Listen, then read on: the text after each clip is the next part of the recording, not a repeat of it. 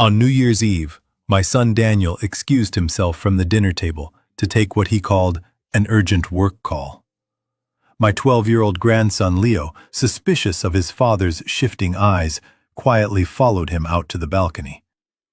5 minutes later, Leo ran back into the dining room, his face pale and his small hands trembling violently.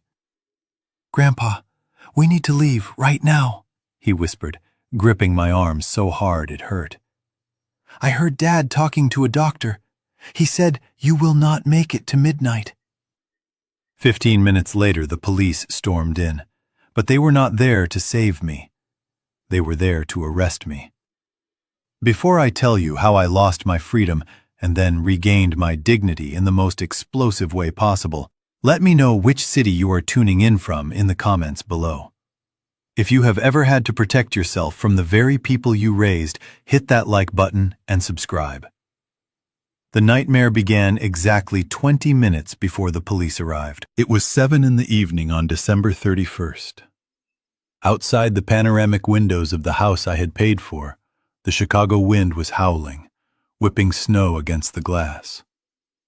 But inside the dining room, the atmosphere was even colder. I was trying to cut a piece of roast beef when my right hand spasmed. It was a violent, uncontrollable jerk. The heavy silver fork slipped from my fingers and clattered loudly against the fine bone china plate. The sound echoed like a gunshot in the silent room. I instinctively grabbed my wrist with my other hand, trying to steady it, trying to hide the weakness. My heart was racing, a strange, fluttering sensation in my chest that had been getting worse all week. My daughter-in-law, Monica, did not ask if I was okay. She did not offer to help me cut the meat. Instead, she let out a long, exaggerated sigh, dropping her napkin onto the table as if my disability was a personal insult to her dinner party. Daniel, my only son, chuckled low in his throat. He swirled the expensive red wine in his glass, the wine I had bought from my private cellar, and looked at his wife with a smirk. "Look at that, Monica. He is falling apart before we even get to dessert. It is getting worse every day. I do not think he can be trusted with a knife anymore." I looked down at my hands. These were the hands that had founded O'Connor Steel 40 years ago. These hands had welded beams on skyscrapers that defined the city skyline. These hands had carried Daniel on my shoulders when he broke his leg at soccer camp. Now they looked like withered leaves shaking in the wind. I felt a surge of shame, hot and stinging behind my eyes. "I am fine," I muttered, my voice sounding raspy and weak. "It is just a little chill." Monica picked up her wine glass, her manicured nails tapping against the crystal. "Oh, please, Jackson, stop pretending. We all see it. You are deteriorating. Daniel and I were discussing it this afternoon. It is simply not safe for you to be in this big house anymore. You are a danger to yourself." She took a sip of wine, her eyes gleaming with a predatory light. "We found a place that has a bed open starting tomorrow. Reed's Point. It is very affordable, and they specialize in cases like yours." Reed's Point. I froze. Everyone in Chicago knew Reed's Point. It was a warehouse for the forgotten elderly, a place known for bedsores, sedation, and neglect. It was the cheapest state-funded facility in the county. Affordable. That was the key word. I looked around the room. The crystal chandelier above us cost $12,000. The watch on Daniel's wrist was a Rolex I gave him for his 30th birthday. They were living in luxury on my dime, yet they wanted to ship me off to a place that smelled of urine and bleach to save money. "I am not going to a home," I said, trying to put steel back into my voice, but the tremor in my chest made me cough. "This is my house. I built it." Daniel leaned forward, his face hardening. "Technically, Dad, it is our house now. Remember, You signed the power of attorney last month when you had that dizzy spell. We are just doing what is best for the family. You are a burden, Jackson, a heavy, expensive burden. And frankly, we are tired of carrying you." He didn't see Leo, my grandson, sitting at the end of the table. The boy was staring at his father with wide, horrified eyes. I saw Leo's hand slowly move under the table, clenching into a fist. That was the only thing that kept me from exploding right then and there. I took a deep breath, fighting the nausea rising in my throat. I did not know then that the nausea wasn't from anger. It was from the digoxin Monica had been grinding into my food for weeks. I simply picked up my spoon, my hand still shaking, and looked Daniel in the eye. "I am not going anywhere," I said softly. Daniel's phone began to ring. He pulled it out of his pocket, glanced at the screen, and his irritation instantly vanished, replaced by a nervous, eager energy. He stood up, buttoning his jacket. "It is my boss," he lied, his voice too high, too quick. "Big deal for the new year. I have to take this." He walked toward the glass doors leading to the balcony, locking them behind him. The room fell silent again, except for the clicking of Monica's fork. I watched Leo slide off his chair. "Excuse me," Leo murmured, keeping his head down. "I need to go to the bathroom." But he didn't turn toward the hallway. As soon as Monica looked away to pour more wine, I saw Leo slip into the shadows of the curtains, pressing his ear against the glass door where his father was standing. The heavy glass door clicked shut behind Daniel, sealing him out on the balcony amidst the swirling snow. Through the double-pane insulation, I could see his silhouette pacing back and forth, his free hand chopping the air aggressively. That was not the body language of a man speaking to a superior about a corporate merger. That was the frantic energy of a man negotiating a debt. I tried to shift in my chair to get a better angle, to perhaps read his lips, but my body refused to cooperate. The numbness that had started in my fingertips was now creeping up my forearms like a cold frost. Monica did not waste a single second. As soon as the lock engaged on the balcony door, she stood up from her seat at the head of the table. She moved with a deliberate, predatory grace toward the wall-mounted sound system. It was a high-end Bang & Olufsen setup I had installed 3 years ago, intended for playing soft classical music while I read by the fire. Monica placed her hand on the volume dial and twisted it sharply to the right. A blast of trumpet-heavy jazz erupted from the speakers, filling the room with a wall of noise so dense it vibrated the silverware on the table. I winced at the sudden assault on my senses. Monica turned back to me, a tight, artificial smile stretching across her face. "Let us have a little festive atmosphere, shall we, Jackson?" she shouted over the music, though her eyes were cold and dead. "It is New Year's Eve, after all. We shouldn't be so gloomy just because you are not feeling well." It was a tactical move. She wasn't trying to be festive. She was creating a sonic barrier. She knew exactly what Daniel was doing out there, and she was making sure I couldn't hear a single word of it. The music was deafening, drowning out the wind, the fire, and certainly any voice filtering through the glass. I looked at her, really looked at her, and for the first time, I didn't see the woman my son had married. I saw a gatekeeper. She sat back down, picking up her wine glass with a smug satisfaction, believing she had neutralized the threat. She thought I was just a helpless old man, paralyzed by age and whatever poison she had laced my dinner with. But she forgot one thing. She forgot that before I was a sick old man, I was a structural engineer. I knew that every structure had a weak point, and right now, her weak point was sitting under the table. I turned my gaze to the floor, toward the gap between the tablecloth and the rug. Leo was still there, crouched in the shadows. He was looking up at me, his eyes wide with fear and confusion. He had seen his father lie. He saw his mother blast the music. He knew something was terribly wrong. I couldn't speak to him over the jazz music without Monica hearing, so I used the language we had developed over years of fishing trips and garage projects. I rested my hand on my knee where Leo could see it. I tapped my index finger twice against the fabric of my trousers. Then I pointed a single trembling finger toward the balcony door. It was our signal for scout ahead.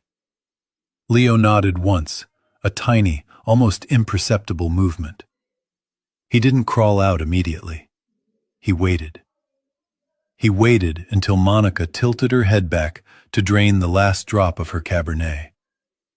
In that split second of blindness, my grandson moved. He didn't go for the main door. He slithered on his stomach behind the heavy velvet drapes that covered the side of the glass wall, disappearing into the dark folds of fabric just inches away from where his father stood outside. Monica lowered her glass, pouring herself another refill, completely unaware that the real surveillance had just begun. I gripped the armrest of my chair, my heart hammering against my ribs, praying that Daniel wouldn't look down and see the small sneakers poking out from beneath the curtains. The seconds ticked by on the grandfather clock in the hallway, each pendulum swing sounding like a heavy boot step. Monica was busy pouring her third glass of wine, humming along to the jazz trumpet that was still assaulting my ears. I kept my eyes fixed on the heavy velvet drapes where my grandson had disappeared. Suddenly the fabric moved. It was not the wind. Leo slipped back into the room, moving low to the ground. When he turned his face toward me, I felt a cold fist clench around my heart. The boy who had left the table was curious, but the boy who returned was terrified. His skin was the color of ash. He did not return to his chair. Instead, he scrambled under the heavy oak table, curling into a ball at my feet like a frightened animal seeking shelter from a storm. I felt his small hands grip my ankle, his fingernails digging into my sock. I slowly lowered my hand beneath the tablecloth, finding his trembling shoulder. Leo the First whispered, keeping my eyes on Monica, who was now scrolling through her phone, indifferent to her son's absence. "What did you hear?" Leo's voice was barely a breath, a vibration against my knee. "Grandpa, we have to get out. We have to leave, right now."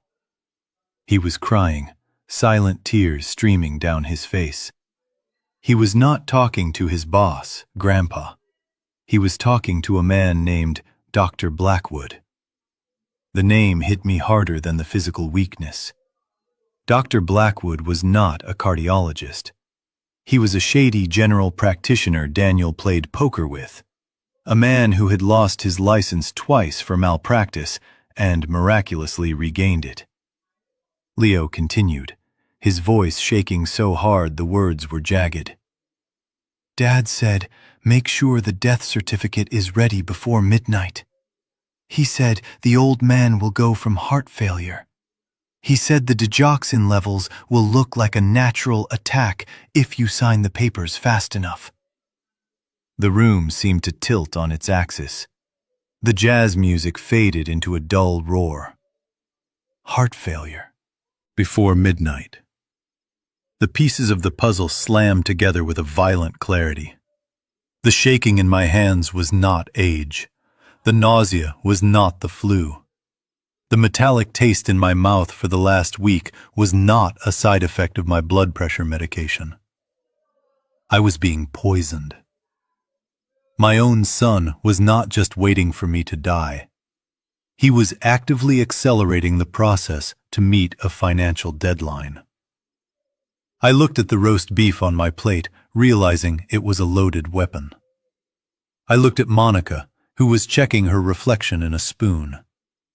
She knew. She was the pharmacist in the family. She was the one who prepared my daily pill organizer. They were in this together. A cold fury replaced the fear in my veins. They thought I was a helpless victim, a fading shadow in the corner of their lives. They did not know that their conversation had just given me the one thing I needed to fight back. They had given me the truth. I squeezed Leo's shoulder, signaling him to stay hidden. I was not going to die tonight, but someone was going to pay. I forced myself to stand up. My legs felt like lead pipes, heavy and unresponsive, but the adrenaline of survival was starting to override the poison in my blood. "I need to lie down," I announced, my voice raspy. The noise from the jazz music was still pounding against the walls. Monica did not even look up from her phone. She just waved a dismissive hand as if shooing away a fly. "Go ahead, Jackson," she said loudly, without turning around. "Do not expect us to check on you. We are going to enjoy our evening." I reached down and took Leo's cold hand in mine. "Come on, Leo," I said. "Help your grandfather up the stairs." It was a ruse. We were not going upstairs. The second we were out of the dining room and out of Monica's line of sight, I squeezed Leo's hand and steered us sharply to the left toward the kitchen. The kitchen had a service door that led to the garage and the back garden. It was the escape route I used to take when I wanted to sneak out for a late-night cigar without Beatrice catching me. We moved as fast as my failing body would allow. The house I had built, the house where I had raised my family, suddenly felt like a labyrinth designed to trap me. We reached the heavy oak door of the mudroom. I let go of Leo's hand and reached for the electronic keypad on the wall. My fingers were trembling, but I knew the code. It was 1980, the year I founded my company. I punched the numbers in. 1980. Instead of the satisfying click of the deadbolt retracting, a harsh electronic buzzer sounded. A red light flashed on the panel. Access denied. I stared at it, my breath catching in my throat. I tried again, thinking my shaking fingers had hit the wrong key. 1980. Access denied. The red light pulsed, mocking me. "Going somewhere, Dad?" The voice came from the shadows of the hallway behind us. I spun around, nearly losing my balance. Daniel was standing at the foot of the stairs, leaning casually against the banister. He had taken off his jacket and loosened his tie. His face was flushed with the cold from the balcony and the excitement of his plotting. He held a tumbler of whiskey in one hand and a small remote control in the other. "I changed the codes this afternoon," Daniel said, taking a slow sip of his drink. "You know, for security purposes." "The neighborhood is changing, Dad. You can never be too careful. Can't have you wandering out into the snow in your condition. You might get lost. Or worse, you might tell someone something foolish." His eyes were dead. There was no warmth, no son looking at his father. There was only a jailer looking at a prisoner. I looked at the remote in his hand. It was the master control for the smart home system I had paid $50,000 to install. With one button, he had sealed every exit. The windows were reinforced glass. The doors were solid oak. I had built a fortress to keep the world out. But now I realized with a sick, sinking feeling that I had built my own coffin. "We are just going to my room, Daniel," I said, trying to keep my voice steady, trying to protect Leo, who was pressing himself against my back. Daniel smiled a smile that did not reach his eyes. "Good idea. Go upstairs. Go to bed, Dad, and stay there. It will all be over soon." He took a step toward us, blocking the path to the front door. I realized then that there was no way out. We were trapped in a cage of velvet and gold, and the executioner was standing right in front of us, holding a glass of whiskey. I tightened my grip on Leo's hand. We had to get to the second floor, not to sleep, but to find the one thing Daniel had forgotten about, the one thing that might save us. We retreated to my master bedroom, the only place left where I felt a semblance of control. Leo sat on the edge of my king-sized bed, his legs swinging nervously, while I paced the Persian rug, trying to think through the fog in my brain. The door handle turned. It was not locked. I had not locked it because I knew Daniel would just kick it down and claim I was having a medical emergency. Monica breezed into the room. She had changed out of her dinner dress into something more comfortable, but the look in her eyes was anything but comforting. She held a silver tray in her hands. On it sat a single tall glass of steaming warm milk. "I brought you something to help you settle down, Jackson," she said, her voice dripping with a sickly sweet concern that made my skin crawl. "You are so agitated tonight. This will help you sleep." She walked toward me, extending the tray. The steam rising from the glass carried a scent that hit me instantly. It was not the smell of dairy or nutmeg. It was a sharp, cloying odor of bitter almonds. I had worked in industrial manufacturing long enough to know that smell. It was the scent of chemicals. It was the scent of a lethal dose. I stared at the white liquid swirling in the glass. It looked innocent enough, but I knew that if I drank it, I would never wake up. My heart would simply stop, just as Daniel had promised the doctor on the phone. "I am not thirsty, Monica," I said, backing away until my legs hit the electric fireplace mantel. She took a step closer, invading my personal space. The smile dropped from her face for a fraction of a second, revealed the cold impatience beneath. "Drink it, Jackson. You need to rest. Daniel is very worried about you. We all are. Do not make this difficult." She thrust the glass toward my chest, forcing me to take it or let it spill on my shirt. I reached out my hand, trembling violently. This time, I did not have to fake the shaking.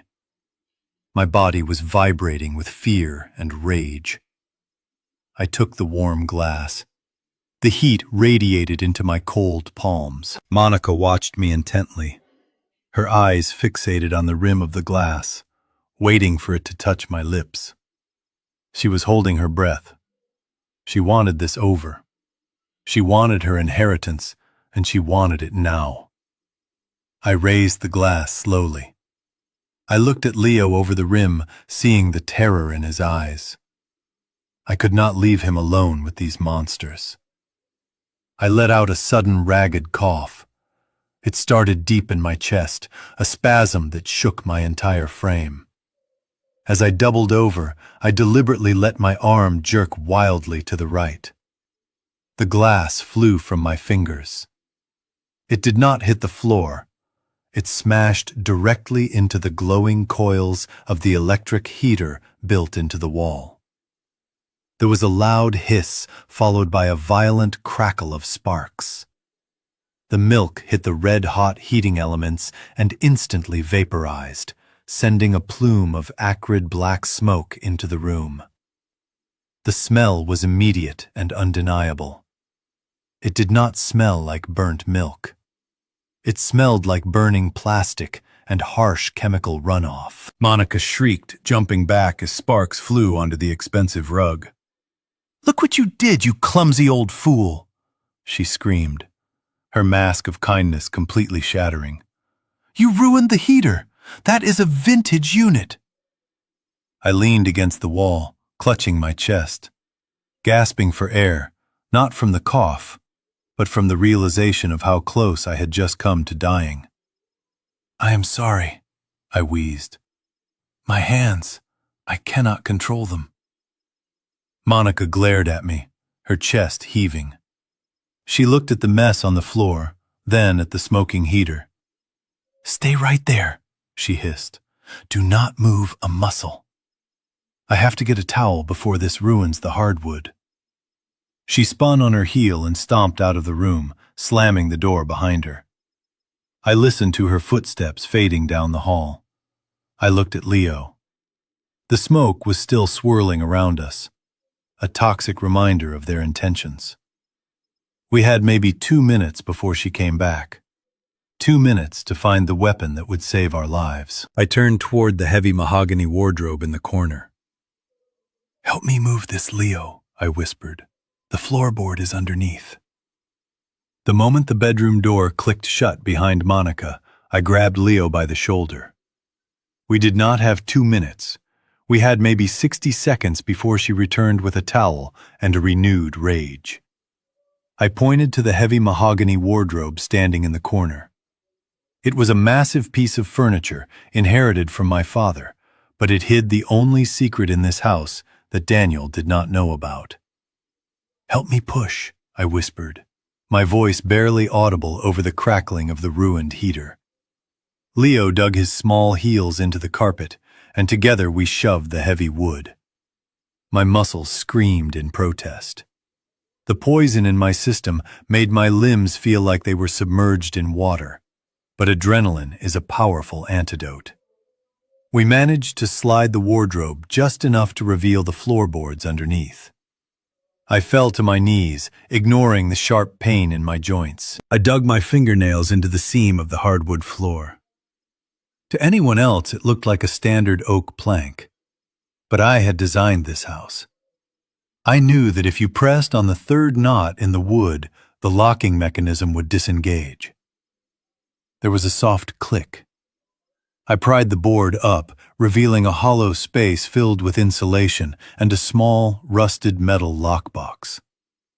My hands shook violently as I opened the lid. Inside lay a prepaid burner phone and a thick manila envelope containing the original deed to the house and the trust fund documents I had hidden years ago. I grabbed the phone, my thumb pressing hard on the power button. I prayed for a light, a vibration, anything. But the screen remained stubbornly black. It had been sitting there for 3 years. The battery was completely drained. A curse died in my throat. The one lifeline to the outside world was useless. I could hear footsteps starting up the stairs again, heavy and fast. She was coming back. I looked at the phone, then at Leo. I had to improvise. I unclasped the smartwatch from my wrist. It was a high-tech gift Daniel had given me to track my heart rate. Ironically, the very thing he was trying to stop. I shoved it into Leo's hand. "This has a voice recorder app," I whispered urgently, my eyes locking onto his. "Turn it on. Do not stop recording, no matter what you hear. Even if I scream, even if I fall, you keep recording."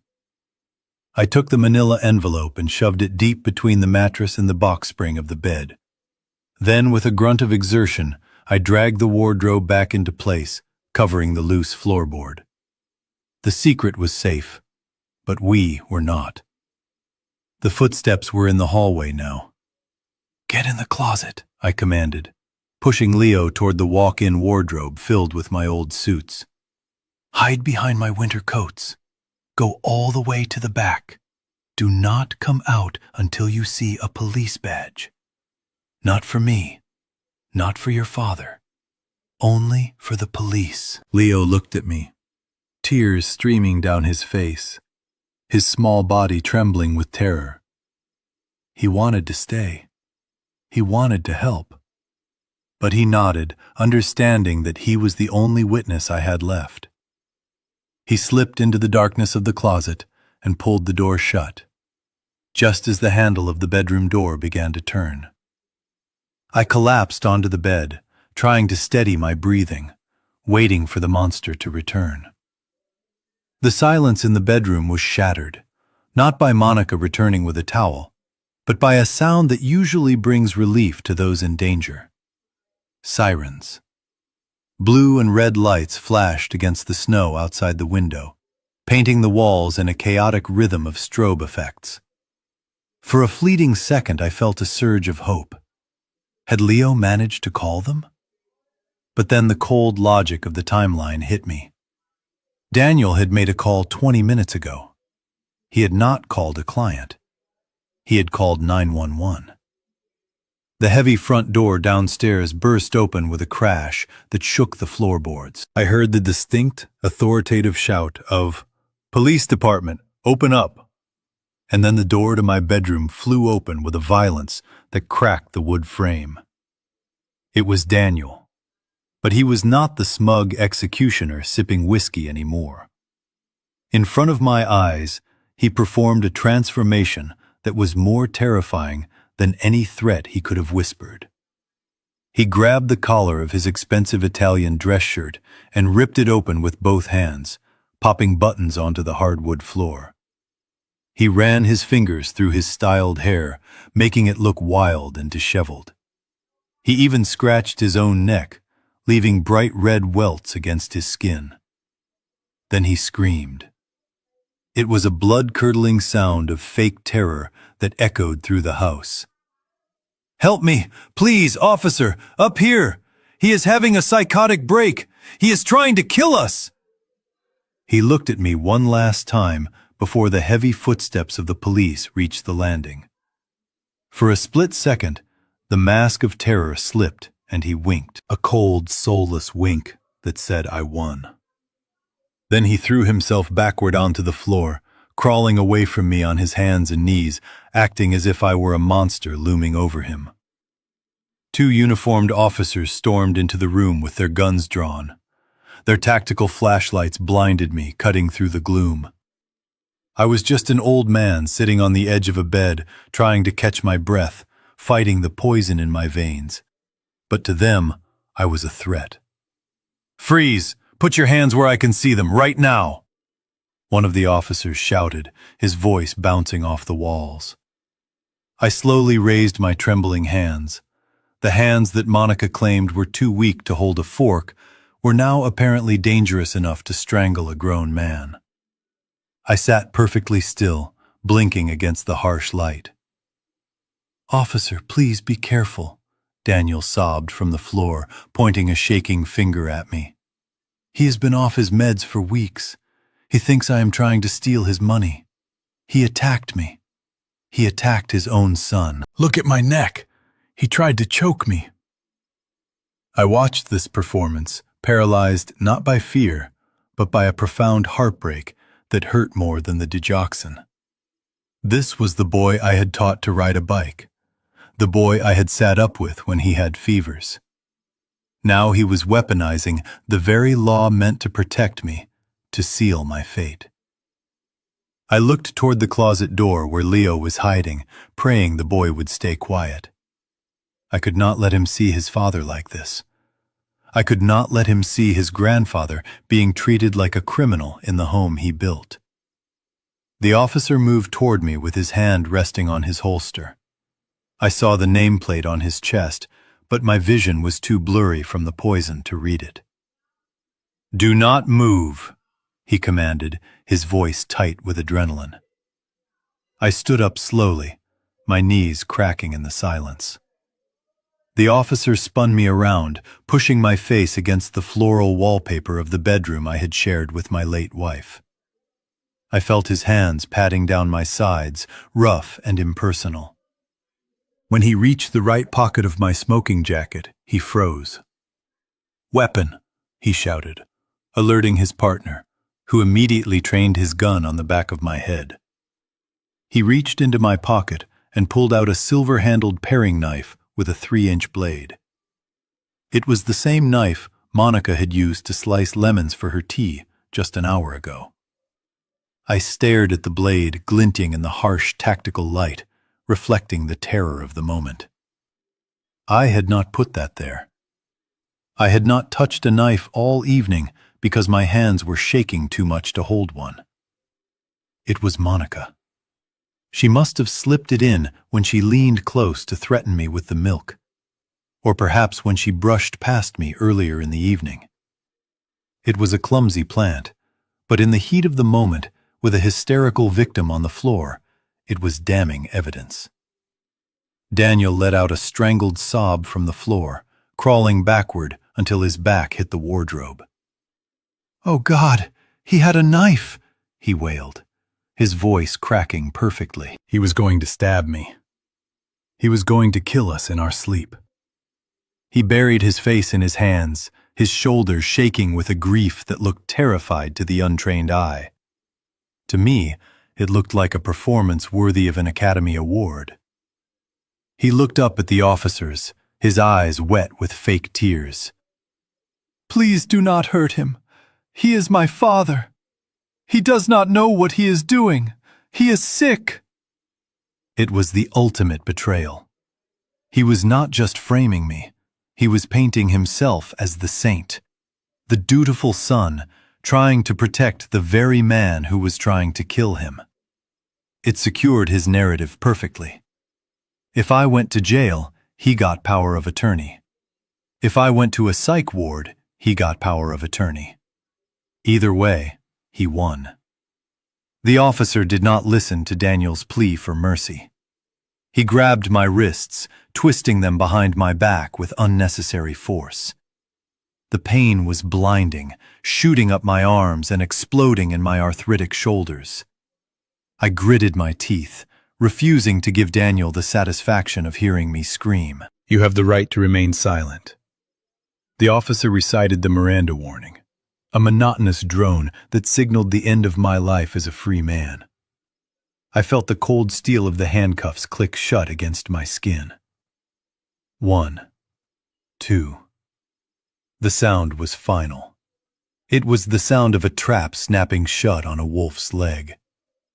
Monica appeared in the doorway, her hands covering her mouth in a pose of shocked horror. "Oh, Jackson," she whispered, loud enough for the police to hear. "Why did it have to come to this? We just wanted to help you." She looked at the officer, her eyes wide and innocent. "Is he safe now? Can we come out?" The officer nodded, holstering his weapon. "We have him secure, ma'am. You and your husband are safe." As they marched me toward the door, past the weeping figure of my son, Daniel looked up. For a brief second, his eyes met mine through his fingers. There were no tears. There was only a cold, hard calculation. He had done it. He had framed his dying father for attempted murder to secure an inheritance before the clock struck midnight. I looked at the closet door, praying Leo would stay hidden. If he came out now, they would take him too. Or worse, hand him over to Child Protective Services, where Daniel could easily retrieve him. I had to go. I had to let them take me to save the boy. I walked out of the room, my head held high, despite the handcuffs leaving behind the only witness who could save me.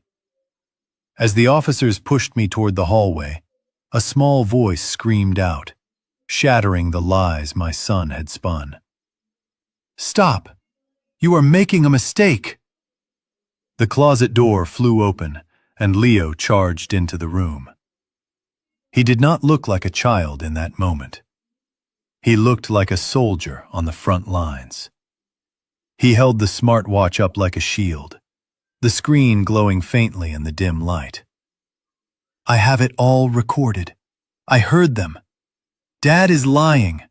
Grandpa did not do anything. He told the doctor to kill him." Daniel's face went pale, his eyes darting to the device in his son's hand. For a second, the truth hung in the air, fragile and undeniable. One of the officers paused his hand, hovering over his radio. But Monica was faster. She did not scream. She did not panic. She moved with the cold precision of a viper striking its prey. Before the officer could step forward to take the evidence, Monica lunged across the room. She grabbed Leo's wrist with a force that made the boy cry out in pain, and she ripped the watch from his small hand. "No, Leo, give me that! You are confused!" she shouted, her voice shrill with fake panic. She raised the device high above her head and threw it down onto the hardwood floor with all her strength. The sound of the Gorilla Glass shattering against the oak was louder than a gunshot in the confined space. She did not stop there. She stomped on the debris with her sharp heel, grinding the delicate electronics and the memory card inside into useless dust. Then she fell to her knees, pulling a sobbing and struggling Leo into a suffocating hug, burying his face in her chest so he could not speak. "Oh, officer, I am so sorry. You see what he has done." She pointed a trembling finger at me, tears streaming down her face. "Jackson has been brainwashing the poor boy for weeks, telling him paranoid stories, making him record us. It is part of his dementia. He has turned our own son against us. He is sick. He is so sick." Leo fought against her, trying to pull away, screaming into her sweater. "Let me go! You are hurting me!" But to the police, it just looked like a traumatized child having a meltdown in the arms of a protective mother. The officer looked at the pile of broken glass and metal on the floor, then at the hysterical mother, and finally at me, the man in handcuffs who had allegedly pulled a knife. The narrative was set. I was the villain. She was the victim. I struggled against the cuffs, shouting that she was destroying evidence. But the poison in my blood made my words slur. It only made me sound more intoxicated, more insane. The officer shoved me forward, his grip tightening. "That is enough. Let it go." I looked back one last time as they dragged me into the hallway. Leo managed to turn his head, his eyes red and terrified, locking onto mine. He was screaming, "Grandpa, do not leave me!" But his voice was being swallowed by the walls of the house I had built. I was leaving my grandson alone in a cage with 2 wolves, and the only proof of their crime was now just a pile of dust on the floor. The back of a police cruiser is a cold, lonely place, especially on New Year's Eve. The hard plastic seat dug into my spine, and the handcuffs bit into my wrists with every bump in the road. I leaned my head against the cold window, watching the snow blur past the flashing blue lights. My chest was burning not just from the digoxin, but from the image of Leo screaming my name as I was dragged away. I closed my eyes, praying that the boy was safe, that he had gone back into hiding like I told him. The car slowed down, but we were not at the precinct. I knew the route to the station. I had built the foundation for that building 20 years ago. We were pulling into the emergency bay of St. Mary's Hospital. The driver, a young rookie, turned around looking confused. The radio crackled to life. It was a voice I recognized. A voice from a past life when honor still meant something. "Officer, stick with the plan. Take him to the ER. Do not book him until I see a toxicology report." The back door opened, and a blast of freezing air hit my face. Standing there was not a guard, but Chief of Police Robert Miller. He was older now, his hair gray, but his eyes were as sharp as ever. He looked at me, huddled in the back seat, shivering uncontrollably. He did not see a criminal. He saw the man who had hired his father when no one else would. He saw the man who had donated the steel for the community center. Miller reached in and unbuckled my seatbelt himself. I looked at the rookie who was about to protest. Miller just held up a hand. "You think Jack O'Connor suddenly decided to stab his son after 72 years of being a pillar of this city? Look at him, son. He is not crazy. He is dying." Those words hit me harder than the handcuffs. He is dying. Miller saw what Daniel and Monica had tried so hard to hide. My shaking hands were not violence. They were symptoms.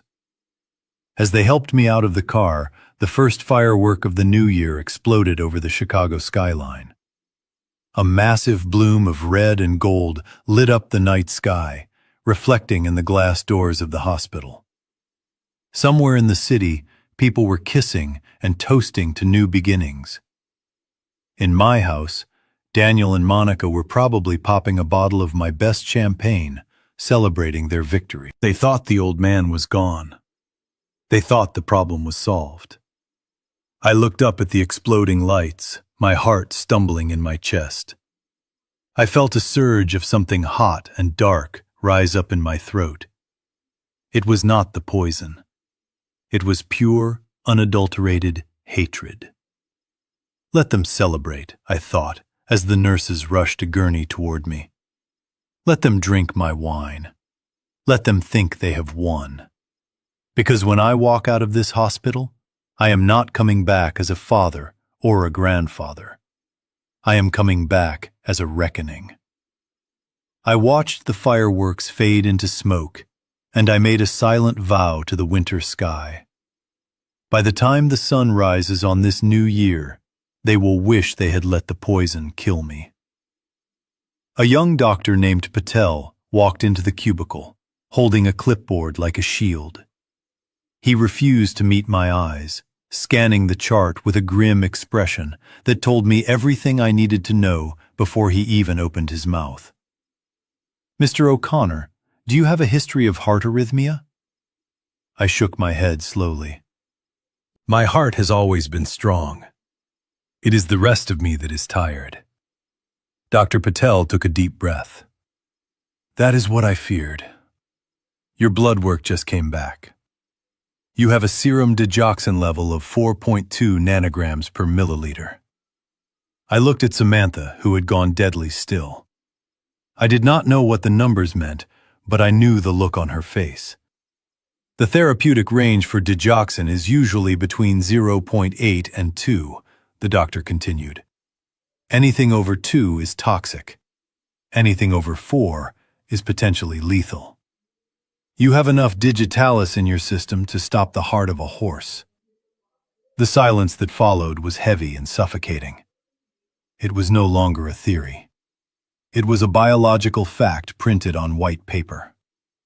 My son and his wife had not just neglected me, they had actively tried to murder me.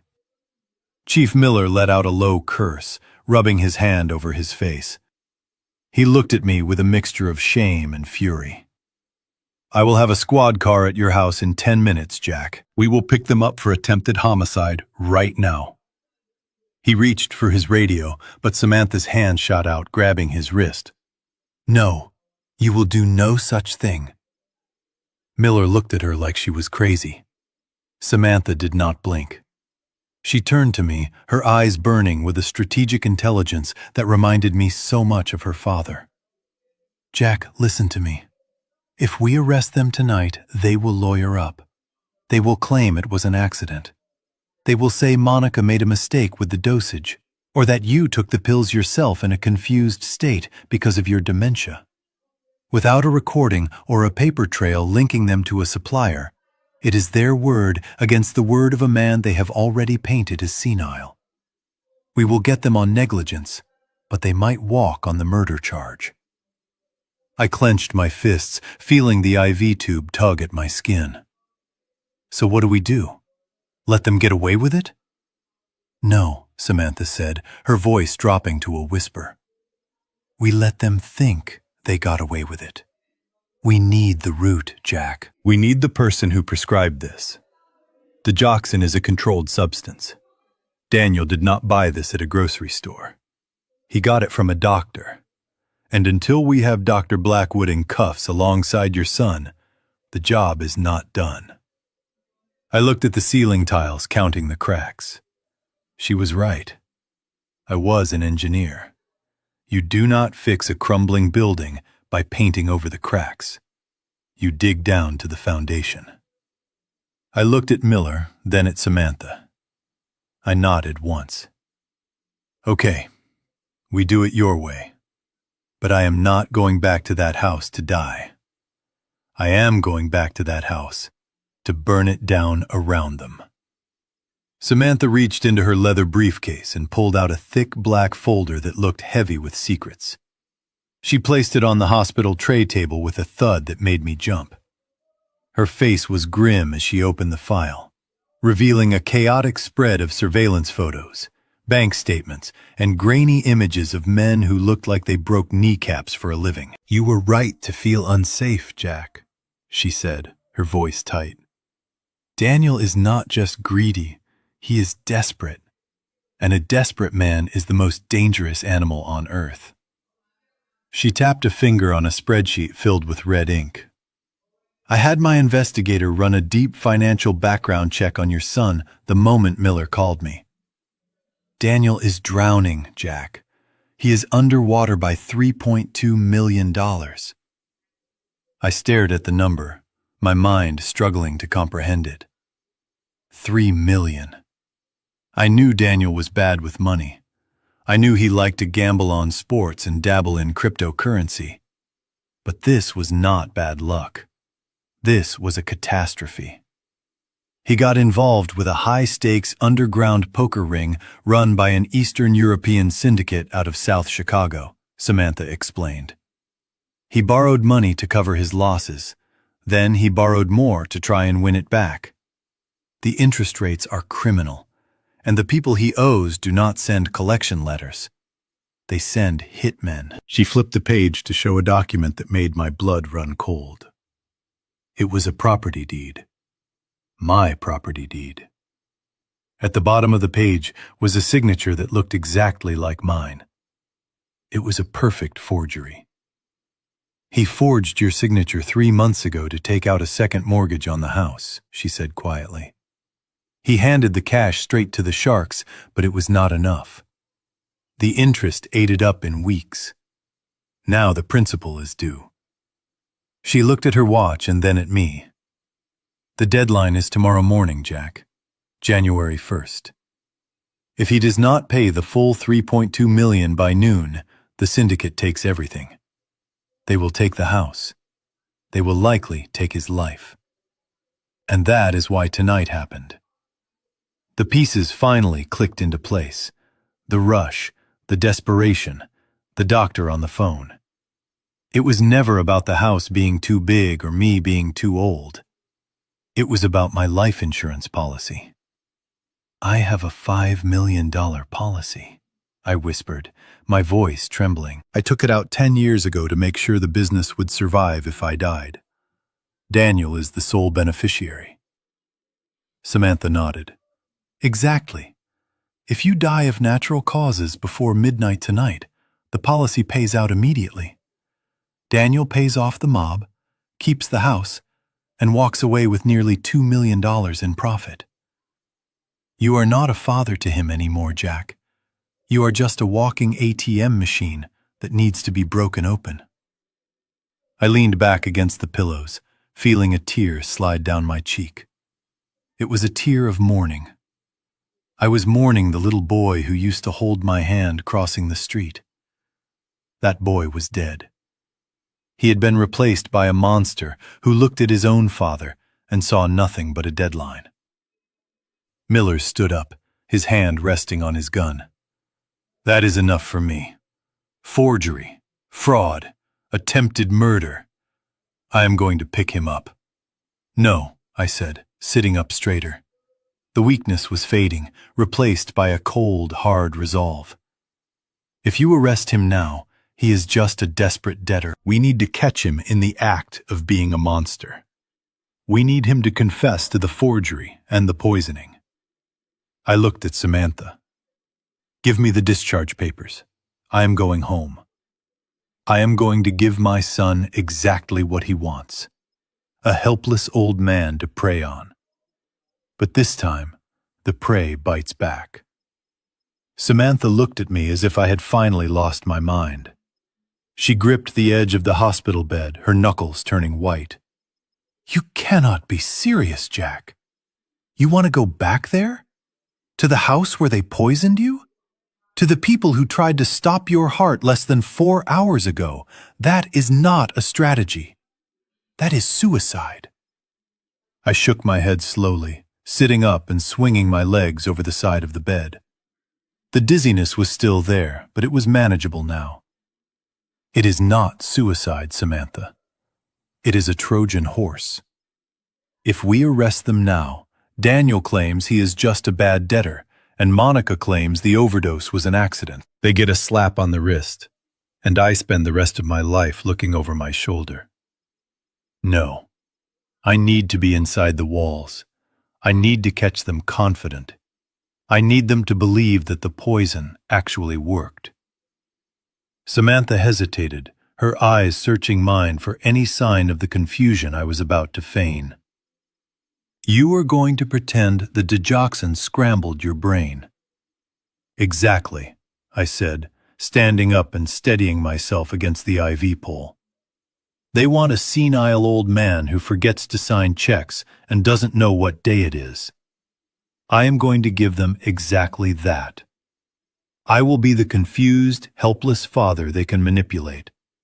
And while they are busy high-fiving each other, I will be recording every word. I will find out where the money is going. I will get the name of the syndicate leader. And I will get Monica to admit she spiked that milk. Miller stepped forward, handing me my clothes in a plastic bag. I do not like it, Jack.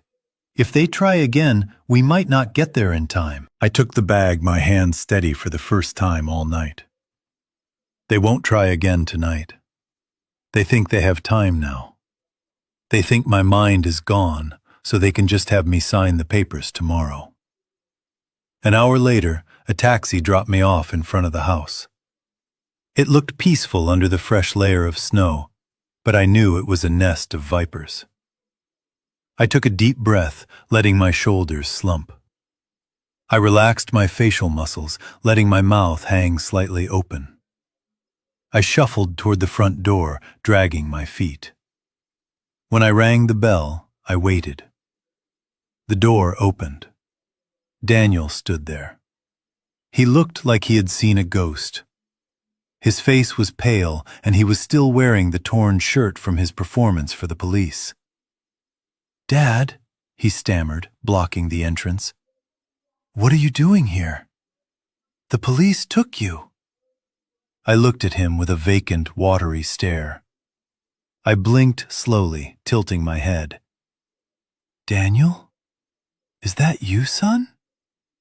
I think I missed dinner. Why are the police here? Is it Christmas already?" Daniel stared at me, his eyes widening. Then he looked over my shoulder to see if anyone was with me. When he saw the empty driveway, a slow, relieved smile spread across his face.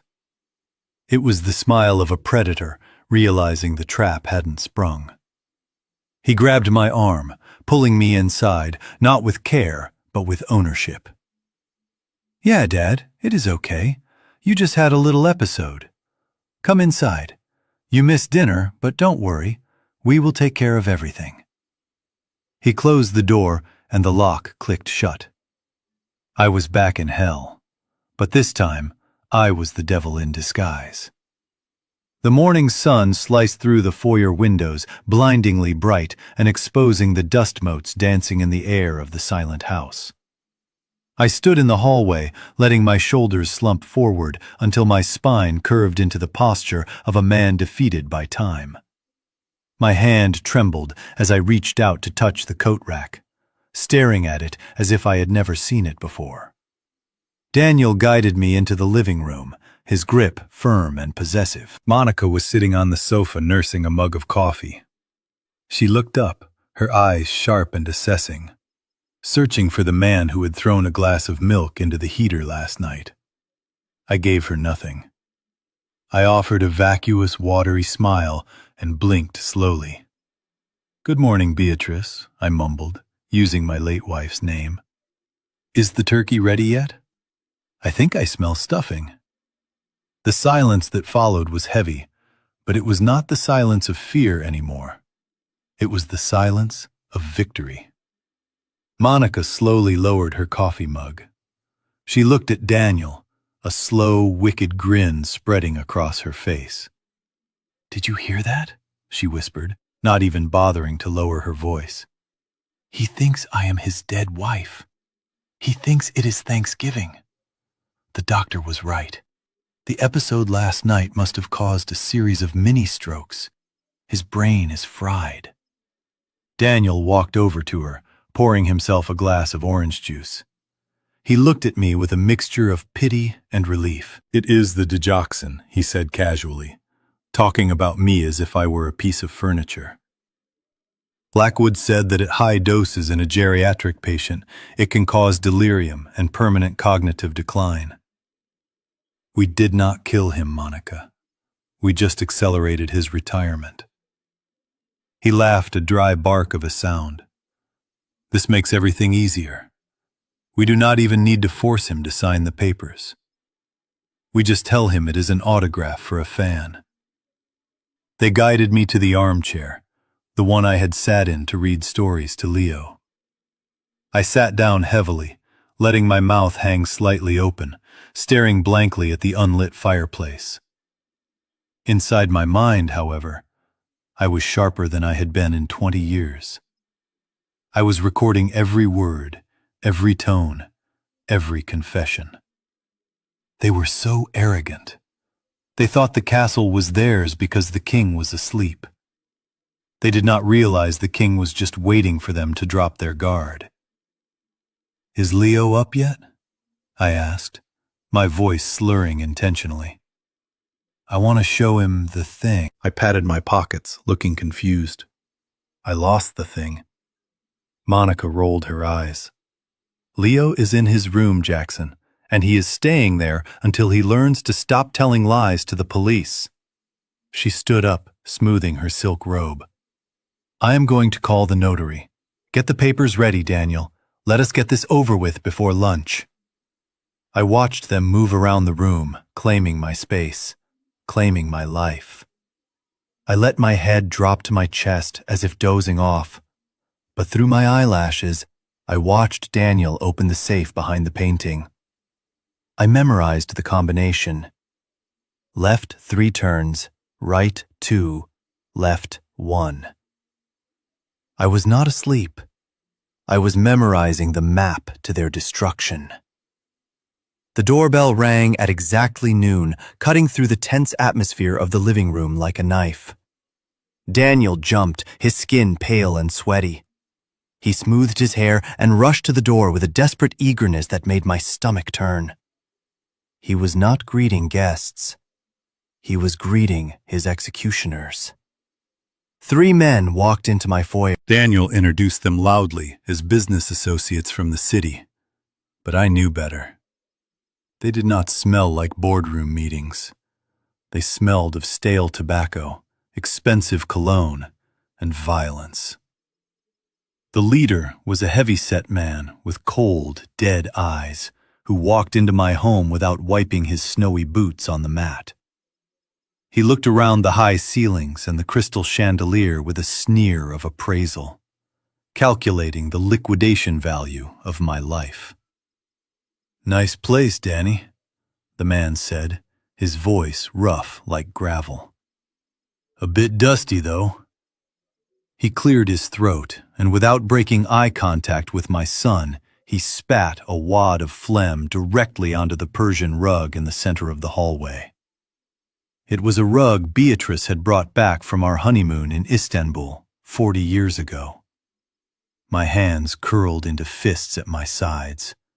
Every instinct in my body screamed at me to grab the antique fire poker and drive these animals out of my sanctuary. But I did not move. I stood frozen, my mouth hanging slightly open, maintaining the facade of the confused old man. Daniel flinched, but he did not defend his home or his mother's memory. He just laughed, a nervous, high-pitched sound. "Yeah, well, we are planning to renovate anyway. Come in, please, sit down." They marched into the living room, taking over the space. The leader sat in my favorite armchair, the leather groaning under his weight. He looked at me standing awkwardly by the fireplace.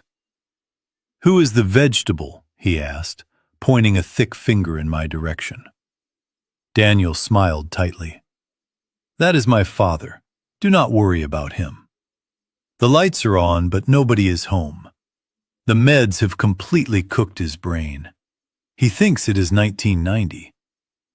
The thug laughed, a cruel barking sound. Is that right?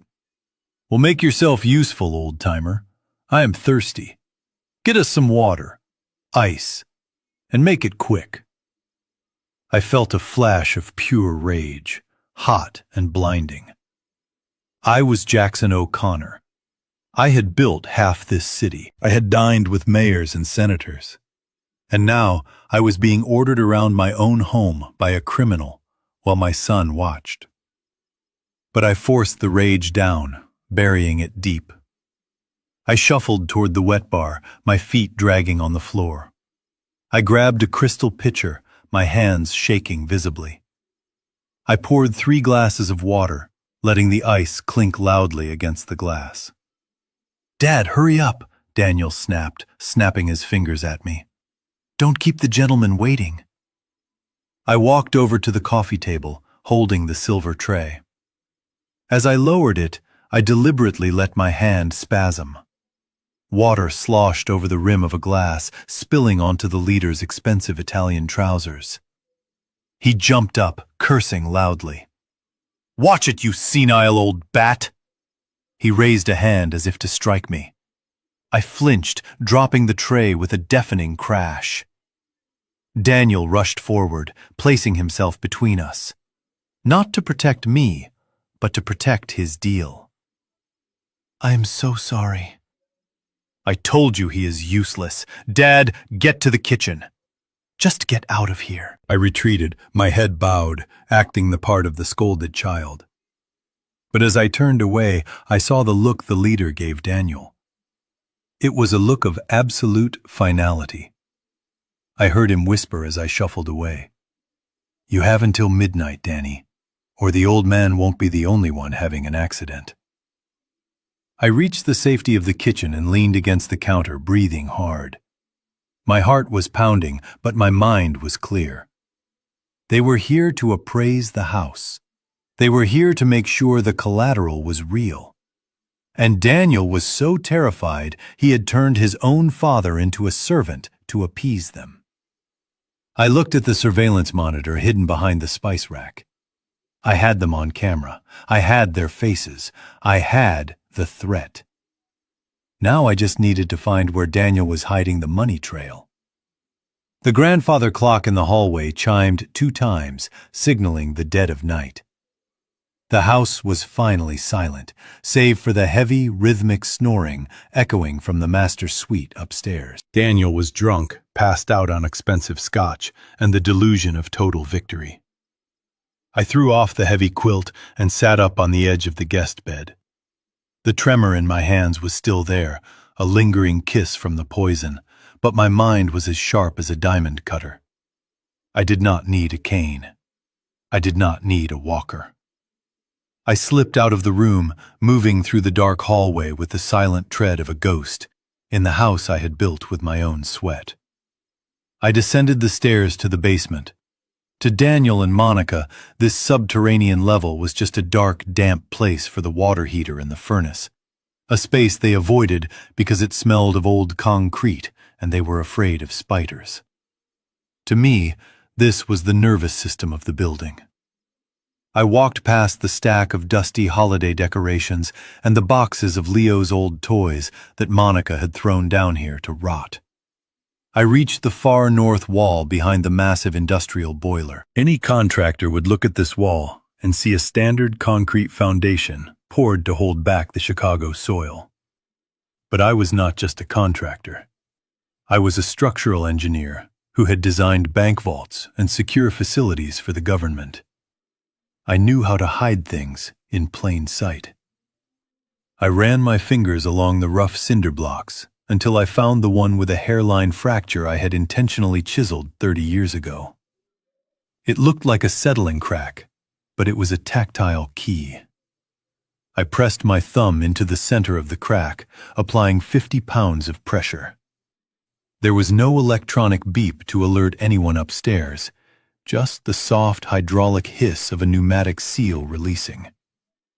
A section of the wall 4 feet wide and 6 feet high swung inward on hidden steel hinges that I kept oiled even in my old age. I stepped into the darkness and pulled the heavy concrete door shut behind me until it locked with a dull thud. I was inside. This was a room that appeared on no blueprints. It was not on the property tax assessment. It was a panic room I had built during the Cold War paranoia, a fully self-sufficient bunker designed to keep my family safe. I flipped the switch, and the room flooded with the cool blue light of LED monitors. The air here was filtered and smelled of ozone and clean electronics. Along one wall were shelves lined with non-perishable food and emergency water. But I was not here for the rations. I sat down in the ergonomic leather chair in front of the computer terminal. This was my command center. Daniel thought he had trapped a helpless, senile old man in a cage. He did not realize that the cage had a cockpit, and I had just climbed into the pilot's seat. I cracked my knuckles, ignoring the pain, and woke up the sleeping monitors. It was time to go to work. The blue light of the monitors washed over my face, making me look like a ghost in the reflection. I was not a hacker in the traditional sense. I was simply the administrator of a system my son was too arrogant to realize existed. Daniel thought he was the master of this house because he changed the front door code, but he forgot that I wired the electricity. I typed in the encryption key. It was the date Beatrice and I bought the land. The screen split into a grid of 12 live feeds covering every inch of the estate except the bathrooms. I navigated to the archives. My hands hovered over the keyboard. I needed to see it. I needed to see the moment the betrayal went from a thought to an action. I scrolled back to 6:45 p.m. last night. The kitchen camera, hidden inside the smoke detector housing, provided a crystal-clear 4K bird's-eye view of the granite island. There she was, Monica. She was wearing her silk robe, humming to herself. On the counter sat a bottle of my heart medication and a heavy marble mortar and pestle. I watched in high-definition silence as she counted out 10 pills. 10. That was 5 times the lethal dose for a man my weight. She dropped them into the stone bowl and began to grind. The rhythmic motion of her hand was terrifyingly casual. She looked like she was grinding spices for a curry, not preparing to stop her father-in-law's heart. She poured the fine white powder into the glass of warm milk and stirred it with a long silver spoon. Then she held the glass up to the light, inspecting it for sediment. She smiled. It was a small, satisfied smile that chilled the marrow in my bones. I paused the video on that frame. That smile was the end of my family. It was the death of the woman I thought I knew. I hit the export button. The progress bar crawled across the screen. 10%. 50%. Download complete. I saved the file to 3 separate encrypted cloud servers and a physical hard drive in the safe. I had the weapon now. This video alone would send Monica to prison for 20 years. But as I watched the file transfer verify, I realized it was not enough. Prison was too good for them. I wanted them to lose everything. I wanted them to feel the panic I felt when the air left my lungs. I minimized the video player and opened the network scanner. It was time to follow the money. The brochure hit the glass coffee table with a slap that echoed through the silence of the living room. It was a glossy pamphlet featuring boys in stiff gray uniforms marching in formation under a bleak gray sky. The bold letters across the top read, St. Jude's Military Academy for Troubled Youth. Monica stood over the table, her arms crossed over her chest, looking down at Leo with the cold detachment of a judge sentencing a criminal. "You leave tomorrow morning, Leo," she said, her voice devoid of any maternal warmth. "We have already arranged the transport. They specialize in discipline. They will help you get over these fantasies you have been inventing about your father and me." Leo stood by the sofa, his small body trembling. He looked from the brochure to his mother and then to me. I was sitting in my armchair, staring blankly at the unlit television, maintaining the ruse of the vacant, senile old man. But inside, I was screaming. They were not sending him away for discipline. They were shipping him off to a holding facility to silence the only witness to their crimes. They were severing the bond between us to ensure he could never testify. "No, Mom, please," Leo begged, his voice cracking. "I will be good, I promise. I won't say anything else to the police. Just let me stay. I don't want to go." Monica laughed, a dry, brittle sound. "It is too late for promises, Leo. You tried to ruin this family. You embarrassed us in front of the entire neighborhood. You clearly need structure that your grandfather can no longer provide." She reached out to grab his arm, but Leo bolted. He ran across the room and threw himself at my feet, burying his face in my lap. "Grandpa," he sobbed, clutching my trousers. "Grandpa, please, tell her. Tell her I have to stay. Help me, Grandpa." I felt his hot tears soaking through the fabric of my pants. I felt his small heart beating against my leg like a trapped bird. Every fiber of my being wanted to reach down, stroke his hair, and tell him that nobody was going anywhere. I wanted to stand up and roar at Monica to get out of my house, but I could not. If I broke character now, if I showed even a flicker of lucidity, Daniel would know the game was up. He would panic, and if he panicked, he might hurt Leo physically before the police could arrive. So I did nothing. I sat there like a statue, my mouth hanging slightly open, my eyes fixed on the middle distance, while my grandson cried for my help. It was the hardest thing I have ever done in my life. Harder than building skyscrapers in winter. Harder than burying my wife. Monica marched over and yanked Leo away from me by his collar. "Get up," she hissed, dragging him toward the stairs. "Stop bothering him. He doesn't even know who you are. Can't you see he is gone?" As she dragged him screaming up the stairs, I looked down at my hands resting on the armrests of the chair. I had clenched my fists so hard that my fingernails had pierced the skin of my palms. A single drop of dark red blood welled up and trickled down my wrist, staining the cuff of my shirt. I watched the blood flow, and I realized that the timeline had changed. I could not wait for the FBI to build a perfect case. I could not wait for the bank to foreclose. I had to act fast. If I did not destroy them within the next 24 hours, I would lose the boy forever. The waiting game was over. It was time to go on the offensive. The man who held the power of life and death over me walked into the bedroom, smelling of peppermint mouthwash and stale fear. Dr. Blackwood was not the family physician I had trusted for decades. He was a replacement. Daniel had brought in a man with shaky hands and a medical license that had been suspended twice for malpractice. He stood over my bed, looking down at me.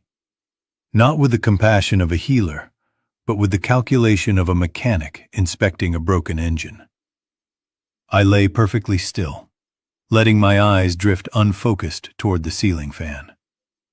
I mumbled nonsense about the weather and called out for my dead wife, Beatrice, ensuring my voice was weak and trembling. Daniel stood by the door, his arms crossed, his foot tapping impatiently against the hardwood. "Well, doctor, what is the verdict? Why is he still awake?" You said the initial dose would induce cardiac arrest within 4 hours. It has been 12. Blackwood pulled a stethoscope from his bag and placed the cold metal disc against my chest. I forced my breathing to be shallow and erratic. He listened for a moment, then pulled the earpieces out with a frown. His heart is stronger than I anticipated, Daniel. The muscle tissue is resilient. He is fighting the toxicity. Monica stepped out of the shadows, her face twisted in a snarl. We do not pay you for excuses, Blackwood. We pay you for results. We have investors coming tomorrow. We have a deadline. If he is still breathing by noon, we are all finished. Do you understand? I let my head roll to the side, drool escaping the corner of my mouth.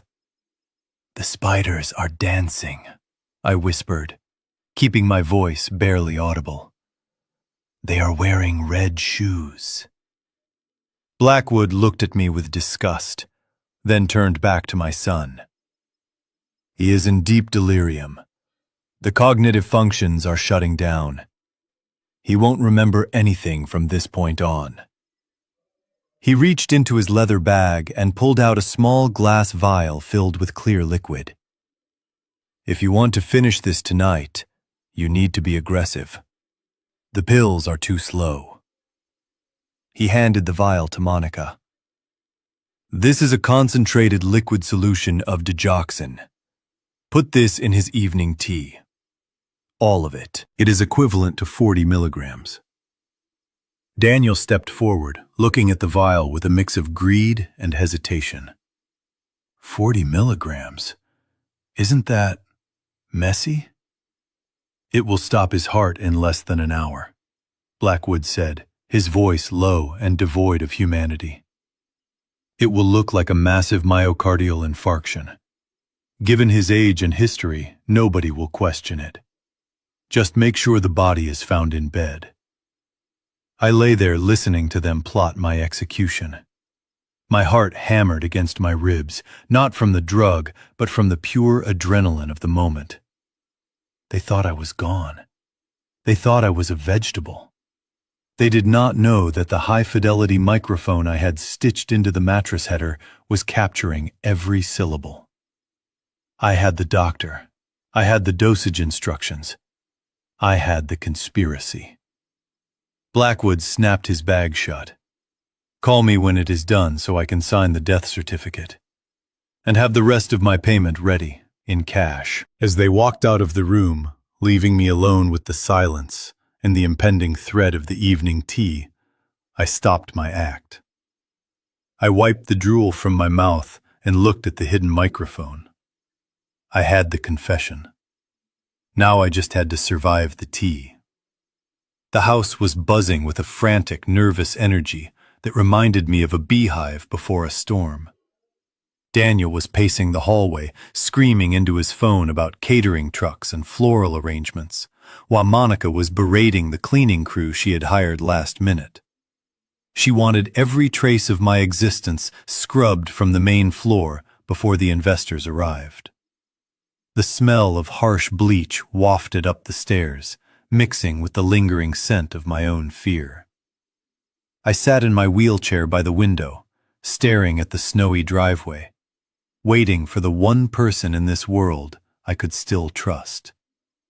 A nondescript van pulled up to the gate. A moment later, the doorbell rang. I heard Monica's shrill voice echoing from the foyer.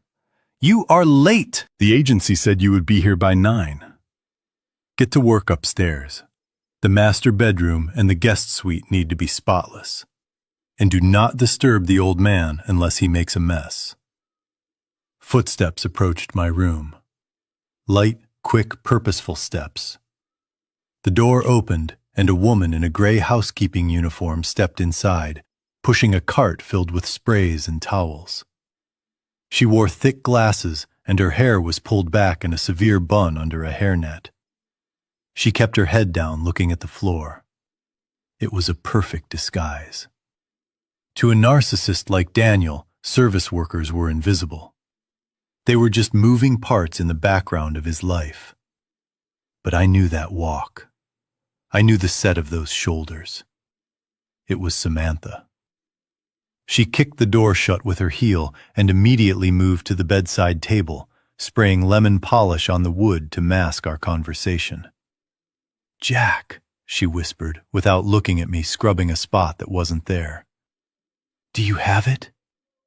I did not break my pose. I kept my head lolled to the side, my mouth slightly open.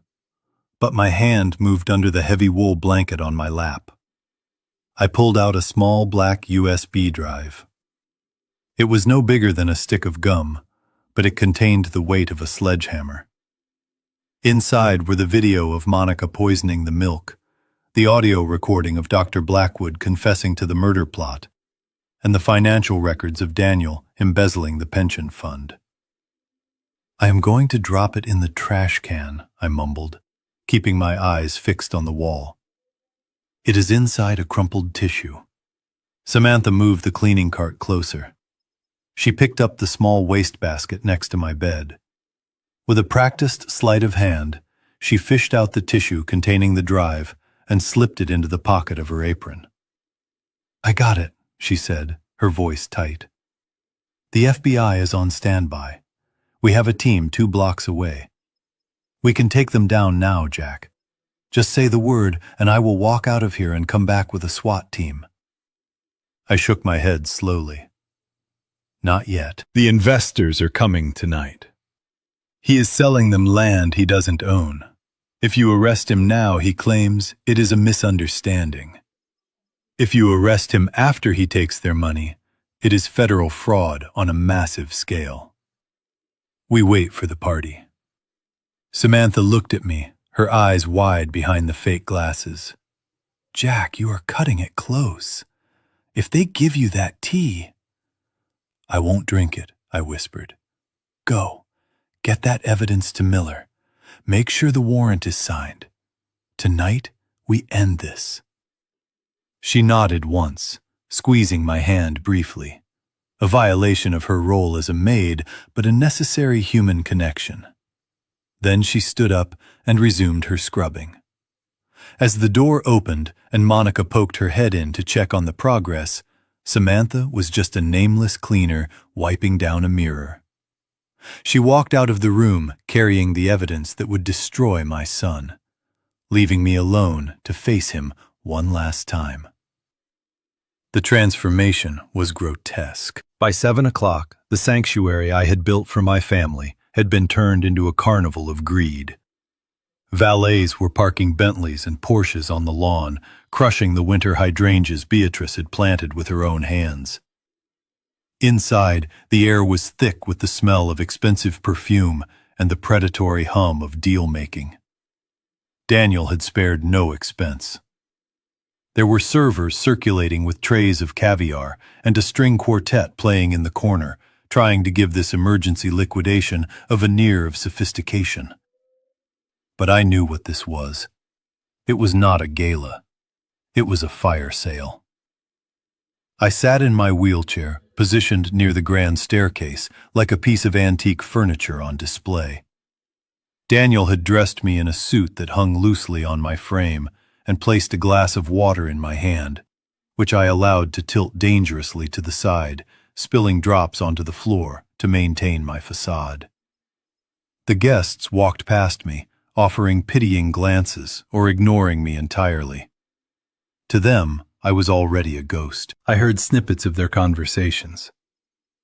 Prime location, zoning permits, demolition costs. They were not talking about living here. They were talking about how fast they could bulldoze 40 years of memories to build high-rise condos.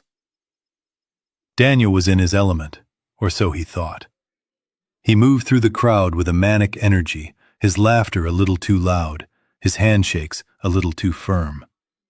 He was wearing a tuxedo that cost more than my first car, but underneath the silk lapels I could see the sweat staining his collar. He was not hosting a party. He was running a con. He needed that deposit money before the clock struck 12, or the men who had visited earlier that day would return with more than just threats. He tapped a silver spoon against a crystal champagne glass, silencing the room.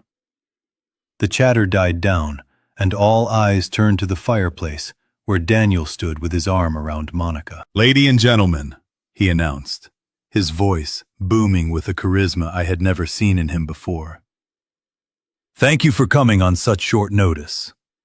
As many of you know, my father, Jackson O'Connor, has decided it is time to move on.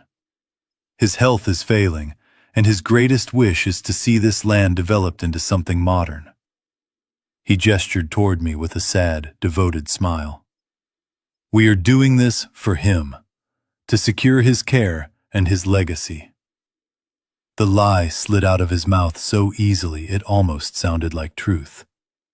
The crowd murmured their approval, raising their glasses to the dutiful son.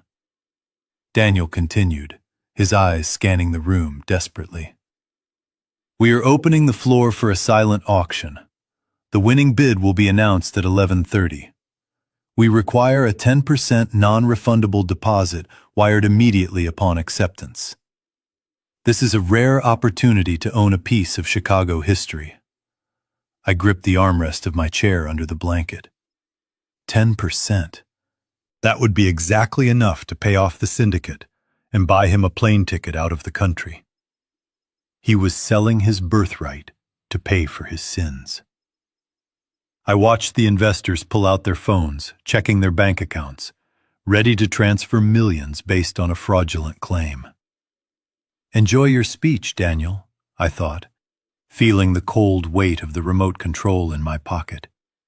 "It will be the last time you ever address a crowd as a free man." The noise from the party downstairs was vibrating through the floorboards, a steady thumping bass line that sounded like the heartbeat of a beast waiting to be fed. I sat in my room, adjusting the collar of the suit Daniel had picked out for me. It was a size too big, making me look frail and shrunken, a visual prop designed to elicit sympathy. The door opened, and Daniel stepped in. He was flushed with the intoxicating mix of alcohol and imminent wealth. He held a leather portfolio in his hand, the papers that would sign away my life's work. "Dad," he said, his voice breathless and hurried. "It is almost time. The notary is setting up on the main stage. I am going to bring the papers up here for you to sign. It will be quiet, just you and me. Then you can go to sleep." I looked at him, and for a moment I let the mask slip just a fraction. I needed him to believe that underneath the dementia there was still a shred of the proud man I used to be. I needed to appeal to his greed by appealing to his vanity. I shook my head slowly, my hands gripping the arms of the wheelchair. "No, Daniel," I mumbled, my voice raspy but stubborn. "Not here. Not in the dark." Daniel paused, his brow furrowing in irritation. "What are you talking about?" "Just sign the papers, Dad. The investors are waiting." I looked up at him, widening my eyes with a feigned, childish insistence. "I want to go down there. I want them to see me sign. I want to use the gold pen. The one the mayor gave me." Daniel stared at me, and I could see the gears turning in his head. He was weighing the risk. Bringing a senile old man onto a stage in front of 100 people was dangerous. I might say something crazy. I might drool. But then a slow smile spread across his face. He realized the opportunity I was handing him. If the investors saw me signing the deed willingly in front of witnesses, if they saw me smiling and shaking hands, it would legitimize the entire sale. It would be the ultimate insurance policy against anyone claiming fraud later. It was a gamble, but his greed made him blind to the danger. He knelt down beside me, placing a hand on my knee. "You want to be the big man one last time, huh, Dad? You want the applause?" I nodded, eager like a puppy. "I built this house, Danny. I want to say goodbye properly." He patted my cheek, a gesture that was patronizing and cruel. "Okay, Dad, you can do it. We will wheel you out right before the auction closes." You sign the papers, you wave to the crowd, and then we take you straight back to bed. But you have to behave. No stories about the war. No rambling. Just sign and smile. "I promise," I whispered, lowering my head to hide the glint in my eyes. "I will be good." He stood up, checking his reflection in the mirror one last time, straightening his tie. He looked like a king preparing to address his subjects. He had no idea that the jester in the wheelchair was holding the match that would burn his kingdom to the ground. He walked behind me and unlocked the brakes on the chair. "Let's go, Dad. It is showtime." As he pushed me into the hallway toward the roar of the party, I felt a strange calm settle over me. I felt the weight of the remote control in my jacket pocket. I felt the cool metal of the hidden USB drive taped to my chest. He was wheeling me out to sign my death warrant. But I was rolling out to read him his rights. I took a deep breath, inhaling the scent of expensive perfume and betrayal, and prepared for the greatest performance of my life. The noise from below was not the joyous sound of a celebration. To my ears, it sounded like the feeding frenzy of vultures circling a carcass. Through the floorboards, I could feel the rhythmic thumping of the bass from the sound system Daniel had rented. It was vibrating against the soles of my shoes, a constant reminder of the invasion taking place in my sanctuary. I stood in the center of my bedroom for the last few minutes of quiet I would ever have in this house as a private citizen. The room was dark save for the sliver of light creeping in from the hallway, but I did not need light to see who I was. I walked to the full-length mirror on the closet door. The reflection showed an old man in an ill-fitting suit with gray hair and tired eyes. But as I stared at myself, the stoop in my shoulders straightened. The vacuous look I had perfected over the last 24 hours vanished. The man staring back at me was not the victim Daniel and Monica had created.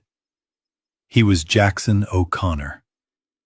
I was the man who had rebuilt this city after the fire of '82. I was the man who had raised a family with nothing but grit and a welding torch. And I was not going to go quietly into the night.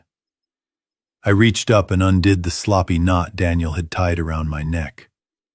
He had treated me like a doll, dressing me up for his puppet show. I stripped the silk fabric off and retied it myself. My fingers moved with muscle memory, forming a perfect tight Windsor knot. It was the knot of a professional. It was the knot of a man who commands respect. I smoothed the lapels of my jacket, ensuring the lines were sharp. This was my armor. I could picture them downstairs perfectly. Daniel would be holding court in the center of the room, swirling a glass of my vintage Bordeaux, the wine I had been saving for Leo's wedding. He would be laughing that hollow laugh of his, checking his watch every 30 seconds, sweating through his expensive tuxedo. Monica would be by his side in her emerald silk gown, playing the role of the grieving yet gracious daughter-in-law, whispering lies to the bankers and developers. They were drunk on their own hubris. They believed the hard part was over. They believed the ink was already dry. I reached into my pocket and pulled out the small black remote control. It was a simple device, plastic and lightweight, but in my hand it felt heavier than a loaded revolver. This was the trigger. One button to switch the input. One button to turn their carefully orchestrated gala into a public execution of their character. I ran my thumb over the source button, feeling the raised plastic. I checked the batteries for the third time. They were fresh. There would be no technical difficulties tonight. I slipped the remote back into my pocket and patted the left side of my chest where the USB drive was taped against my skin. The evidence was warm against my heart. I took a deep breath, filling my lungs with the familiar scent of the old house, cedar wood and dust. The door handle began to turn. The lock clicked. Daniel was coming to fetch his prop. I sat back down in the wheelchair, instantly slumping my posture, letting my jaw go slack and my eyes gloss over. The warrior vanished, and the invalid returned. But under the tweed jacket, the soldier was ready to fire. The room went dark, save for a single blinding spotlight that cut through the gloom and pinned us against the back wall of the stage. I sat in my wheelchair, blinking against the harsh glare, feeling like a specimen in a jar. Beside me stood Daniel, holding a microphone with the casual confidence of a talk show host. He looked out at the sea of faces, the bankers, the developers, the sharks in expensive suits, and he smiled. It was a smile that dazzled them, a smile that said, "Trust me, I am the future." Behind us, a massive projection screen hummed to life, displaying a sleek, soulless artist rendering of a 40-story glass tower. It was a monstrosity of steel and concrete, designed to sit right where my rose garden currently bloomed. Daniel raised a hand, silencing the polite applause. He placed his other hand on my shoulder, giving it a squeeze that looked affectionate to the audience, but felt like a shackle to me. "Tonight is not just about real estate," he began, his voice thick with a manufactured emotion that made my stomach churn. "Tonight is about legacy." He looked down at me, his eyes glistening with fake tears. "My father, Jackson O'Connor, built this house with his own hands. He raised me here. He taught me the value of hard work and integrity." The crowd murmured softly, touched by this display of filial piety. I stared straight ahead, my mouth slightly open, maintaining my role as the senile prop. Inside I was screaming. Integrity. This was the man who had forged my signature. This was the man who had poisoned my milk. And he had the audacity to stand there and use my name to sell his crime. Daniel turned back to the crowd, gesturing grandly at the picture of the glass tower on the screen. But my father also taught me that progress requires sacrifice. He taught me that we cannot cling to the past if we want to embrace the future. He looked down at me again, his voice dropping to a reverent whisper. When I told him about this project, about the opportunity to turn this old, drafty house into a modern complex that will house hundreds of families, do you know what he said? He said, "Build it, Daniel. Build it, bigger than I ever could." He was lying. I had never said that. I would never say that. He was putting words in the mouth of a man he believed was too broken to speak for himself. He was rewriting history in real time, painting himself as the visionary son, carrying out his fading father's last wish. He truly is a great man. Daniel continued, wiping a non-existent tear from his eye. A great father who is willing to sacrifice his own comfort, his own home, so that his children and his city can develop. He has agreed to sign the deed over tonight, not because he has to, but because he believes in the future. He believes in me. The applause that followed was thunderous. I watched them, clapping, the investors, nodding in approval, convinced they were witnessing a touching passing of the torch. They did not see the sweat on Daniel's brow. They did not see the desperation in his eyes as he glanced at the clock. They only saw the show. Daniel looked down at me, beaming with triumph. He thought he had won. He thought he had successfully turned his victim into his mascot. He leaned close to my ear, whispering so only I could hear. "Smile, Dad. You are a hero. Just sign the paper and go back to sleep. I felt the cold plastic of the remote control in my pocket. I gripped it tight, my thumb hovering over the button. You want a show, Daniel? I thought. You want to talk about the truth. Fine. Let us show them the truth. Daniel raised his hand high, holding the presentation clicker like a scepter. And now, ladies and gentlemen, let me show you the detailed schematics of what your investment will build. He pressed the button with a flourish, expecting the screen behind us to explode with images of steel girders and glass atriums. He expected the audience to gasp in awe at the sheer scale of his ambition. But they did not gasp. They went silent. Instead of the architectural rendering, the massive projection screen behind us cut to black. It was not the soft fade of a transition. It was a hard, jarring cut, like a power failure. The blinding white light of the projector beam hit the blank screen, illuminating nothing but the dust motes dancing in the air. The room plunged into a sudden awkward twilight. Daniel froze, his arms still raised in the air. He clicked the button again. Click. Nothing. Click, click, click. The screen remained stubbornly pitch black. A ripple of uneasy laughter moved through the crowd.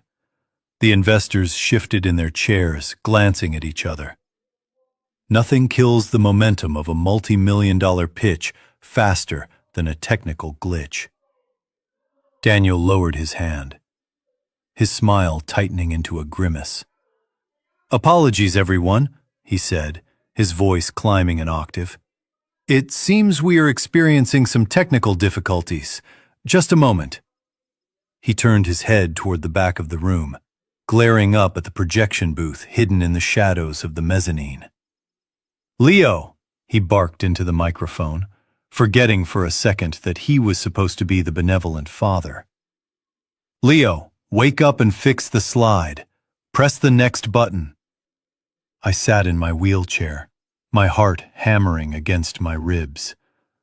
I had not told Leo to do this. I had told him to hide. I had told him to let me handle it. But as I craned my neck to look up at the booth, I saw a small silhouette standing against the glass. It was not the slouching figure of a defeated child. It was the rigid posture of a boy who had decided to stop running. Leo was not fixing the slide. He was overriding the system. Daniel was sweating now. He tapped the microphone nervously, the sound thumping through the speakers like a heartbeat. "Come on, Leo," he hissed away from the mic, but loud enough for the front row to hear. "Stop playing games. Put the presentation back on." The screen flickered. A blue static line shot across the blackness, followed by a distortion of pixels. The audience leaned forward, thinking the show was back on track. Daniel let out a sigh of relief, smoothing his tuxedo jacket. "There we go," he said, regaining his composure. "Sorry about that, folks. Technology is a wonderful servant, but a terrible master." As I was saying, this project represents the future. He turned back to the screen, expecting to see his glass tower. But the image that was resolving out of the static was not a building. It was not a blueprint. It was a grainy, low-light video file with a timestamp in the corner. I looked at the date. It was yesterday. I looked at the time. It was dinner. I felt a surge of pride so intense it almost brought tears to my eyes. My grandson had not just swapped the file. He had loaded the gun. I slowly moved my thumb away from my own remote control. I did not need it. Leo had beaten me to the punch. The boy had become a man, and he was about to bring the house down. The pixelated static cleared, instantly replaced by the crystal-clear, wide-angle shot of the kitchen island. It was a domestic scene, filmed in high definition, cold and stark under the recessed lighting. The timestamp in the corner read 6:45 p.m. the previous evening. The image loomed over the ballroom 20 feet high, turning the private act of a murderer into a public spectacle. But it was the sound that made the blood freeze in the veins of every person in the room. The audio feed had been maximized. The speakers, which had been pumping out bass-heavy party music a moment ago, now broadcast the sharp, amplified clinking of a silver spoon against a ceramic bowl. It echoed off the vaulted ceilings like a gavel striking a judge's bench. On the screen, Monica walked into the frame. She was wearing the same silk robe she had worn to breakfast, but in the video, her face was not composed. It was twisted with a focused, efficient malice. She opened a bottle of medication. The rattle of the pills hitting the marble mortar sounded like hail on a tin roof, deafening in the silent room. 1, 2, 3. She kept counting until a small mountain of white tablets sat in the bowl. Daniel stopped breathing. He stood frozen on the stage, his hand halfway to his tie, his eyes bulging as he watched his wife on the giant screen behind him. He opened his mouth to shout, to order Leo to cut the feed, but no sound came out. He was paralyzed by the sheer, undeniable reality of what was unfolding. The Monica on the screen picked up the heavy stone pestle. The sound of her grinding the pills was visceral. It was a harsh, rhythmic scraping noise that sounded like bones being crushed. Scrape, scrape, scrape. The audience watched in a trance. The champagne glasses in their hands were forgotten. The chatter had evaporated. A collective gasp rippled through the front row as they watched her pour the fine white powder into a glass of steaming milk. She stirred it. The spoon chimed against the glass, a cheerful, innocent sound that betrayed the lethal nature of the cocktail. Then she lifted the glass to the light, inspecting her work. And then came the moment that sealed her fate. The Monica on the screen smiled. It was a small, satisfied smirk. She leaned close to the counter and whispered 3 words that the sensitive microphone picked up and blasted across the room. "Sleep tight, old man." The screen froze on that frame, capturing her smile in a grotesque freeze frame. The silence that followed was absolute. It was a vacuum where all the air had been sucked out of the room. 200 people stood motionless, staring at the woman in the emerald dress who was standing by the stage. Monica felt their eyes. She dropped her clutch. It hit the floor with a soft thud that sounded like a gunshot. She looked around wild-eyed, realizing that her mask had not just slipped, it had been ripped off and incinerated. The socialite was gone. The hostess was gone. All that remained was the poisoner exposed in 4,000 pixels.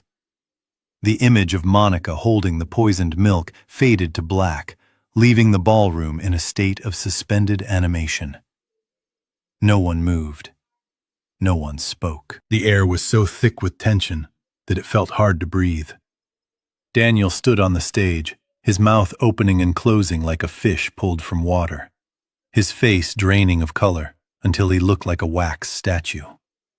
He reached out toward the laptop on the podium, his hand trembling violently, trying to find the mute button, trying to stop the nightmare. But it was too late. The nightmare had only just begun. The speakers, which had just delivered the visual proof of attempted murder, crackled to life again. This time there was no video, just a green audio waveform pulsing rhythmically on the giant screen like a heartbeat. The voice that boomed through the hall was unmistakable. It was not the polished baritone of the real estate mogul addressing his investors. It was the slur of a drunk, desperate man. It was Daniel's voice, recorded in the sanctity of his own kitchen. I do not care about the risk. Monica. The recording played the volume set to a level that rattled the crystal chandeliers. I owe the syndicate $3.2 million. The deadline is tomorrow. If the old man wakes up on New Year's Day, I am a dead man. A ripple of shock went through the crowd. The bankers in the front row who had been ready to wire millions of dollars seconds ago slowly lowered their phones. They looked at each other with a mixture of confusion and dawning horror. They realized they were not at a business launch. They were standing in the middle of a crime scene. Daniel screamed into the microphone, his voice cracking with panic. That is not real. It is a fabrication. It is AI. My son is playing a prank. Please listen to me. But the recording continued rolling over his excuses like a steamroller. The voice on the speakers grew colder, more calculated. We cannot wait for nature to take its course. The life insurance policy is the only way out. He needs to die tonight so I can get the money. If he is still breathing by sunrise, we lose the house. We lose everything. Make sure he drinks it. The final sentence hung in the air, echoing off the vaulted ceiling. Make sure he drinks it. The reaction was immediate and visceral. It started as a low murmur, a rumble of disgust that rose from the back of the room. Then someone shouted from the middle of the crowd, "You sick bastard!" It was the catalyst the room needed. The polite facade of the gala shattered. A prominent developer near the front threw his champagne glass onto the floor, the sound of breaking crystal punctuating his anger. He turned his back on the stage, storming toward the exit. I am leaving. I will not be a part of this. Suddenly, the room was in motion. Chairs were shoved aside as the guests scrambled to distance themselves from the stage. They were not just leaving, they were fleeing. They did not want to be witnesses. They did not want to be associated with a man who would sell his father's life for an insurance payout. The murmurs turned into open jeers. Coward! Murderer! Fraud! Daniel stood alone under the spotlight, his arms outstretched, pleading with the backs of the retreating investors. Wait, please don't go. You do not understand. It is taken out of context. But his voice was drowned out by the sound of 200 people walking out on him. He watched his future, his reputation, and his salvation walk out the double doors, leaving him with nothing but the echo of his own confession. I sat in my wheelchair, watching the exodus, my face impassive. The rat trap had snapped shut, and there was nowhere left to run. The chaos of the fleeing crowd created a chaotic backdrop, but on the stage, there was only a deadly stillness. Daniel stood frozen, his hands trembling by his sides, watching his life disintegrate on the giant screen behind him. He looked at me, expecting to see the confused old man he had wheeled out here, a prop to be used and discarded.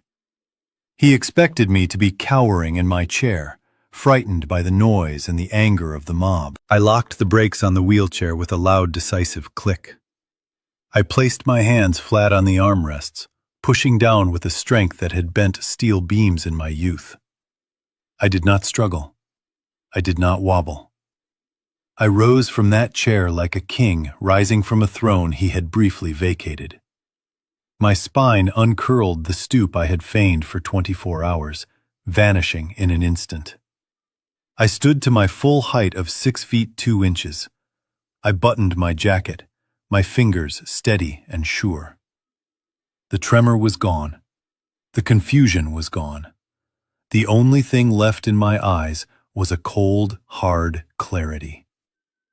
Daniel stumbled back a step, his mouth hanging open. He looked at me as if he were seeing a ghost. "Dad," he whispered, his voice barely audible over the commotion. "What are you doing? You need to sit down. You are sick." I ignored him. I walked past him, not with the shuffle of a geriatric patient, but with the measured, powerful stride of the Marine I used to be. The sound of my dress shoes striking the hardwood stage echoed with authority. The few investors who had not yet made it to the door stopped in their tracks. They turned around, captivated by the transformation.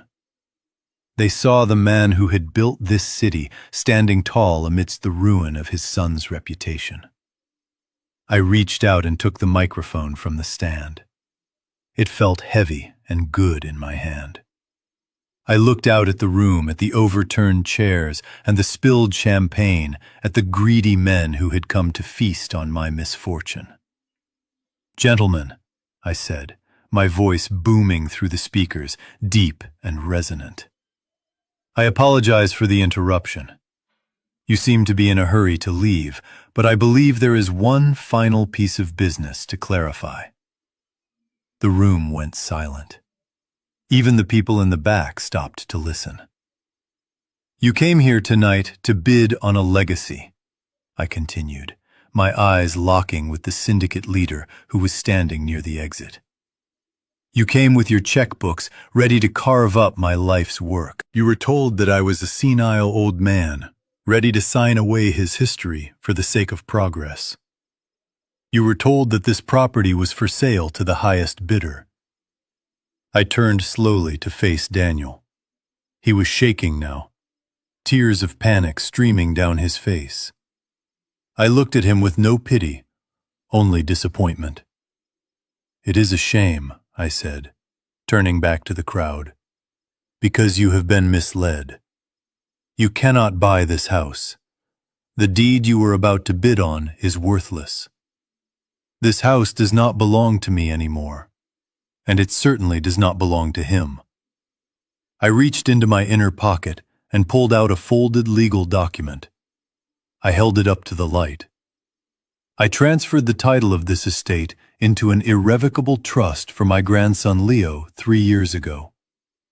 I am merely the caretaker. Daniel owns nothing. He has no authority to sell, no authority to mortgage, and no authority to leverage this roof against his gambling debts. The bank he defrauded is already on the phone. The police are already at the gate. The auction is closed." I dropped the microphone. It hit the floor with a finality that signaled the end of Daniel's world. I stood over my son, casting a long shadow that swallowed him whole. The game was over, and I was the one left standing.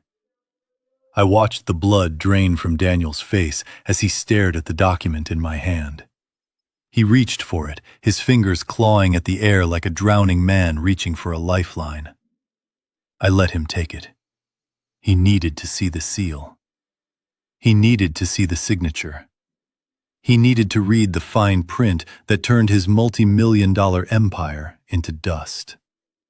He scanned the pages frantically, his eyes darting back and forth. His lips moved silently, mouthing the legal jargon he had spent his whole life manipulating. Then he stopped. His breath hitched in his throat, a strangled sound of pure disbelief. He looked up at me, his eyes wide and vacant. "This is impossible," he whispered. "You were in bed. You were sick. You could not have done this." I took a step closer, my voice projecting to the back of the silent room, ensuring every investor and banker heard the truth. "You thought I was sleeping, Daniel. You thought I was lost in the fog of dementia. But while you were busy meeting with your loan sharks last Tuesday, I was having a private meeting of my own. I had a notary come to the house. I had the city clerk visit me in the garden." I turned to the crowd, addressing the men who had been ready to bulldoze my home.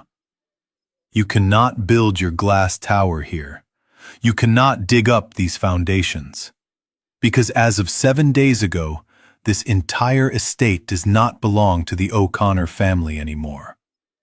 I signed a deed of gift, transferring the land usage rights to the city of Chicago. A gasp rippled through the room.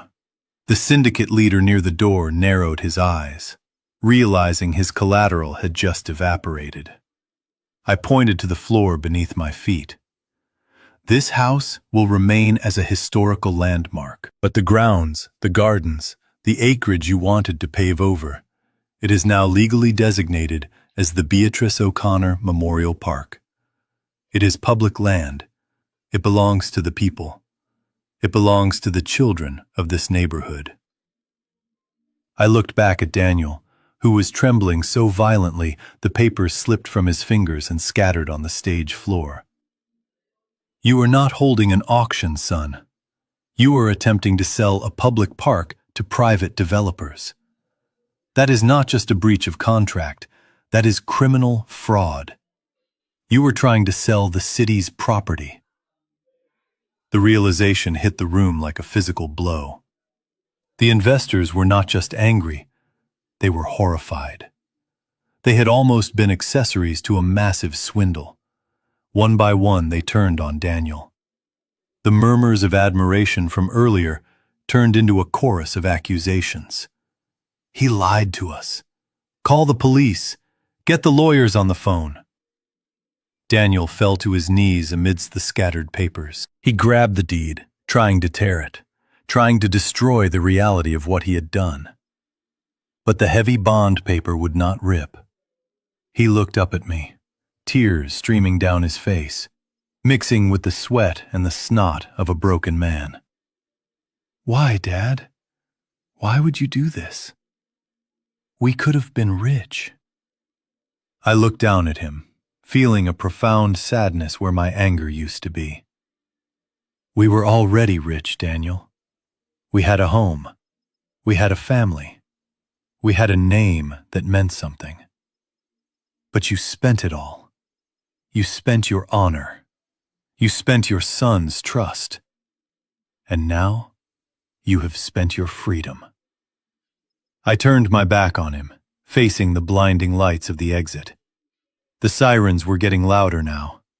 The red and blue lights were flashing against the windows, painting the ballroom in the colors of justice. I had saved the land. I had saved the memory of my wife. But as I watched the police storm through the double doors, I knew I had not been able to save my son. The sirens outside were no longer a distant warning. They were a deafening scream that engulfed the entire estate. The heavy oak doors of the ballroom did not just open, they burst inward with the force of a battering ram. A dozen figures in tactical gear swarmed into the room, their voices overlapping in a chaotic but controlled symphony of authority. Federal agents. Nobody move. Keep your hands where we can see them. The crowd of wealthy investors parted like the Red Sea, desperate to distance themselves from the contagion on the stage. Through the center of the phalanx walked Samantha West.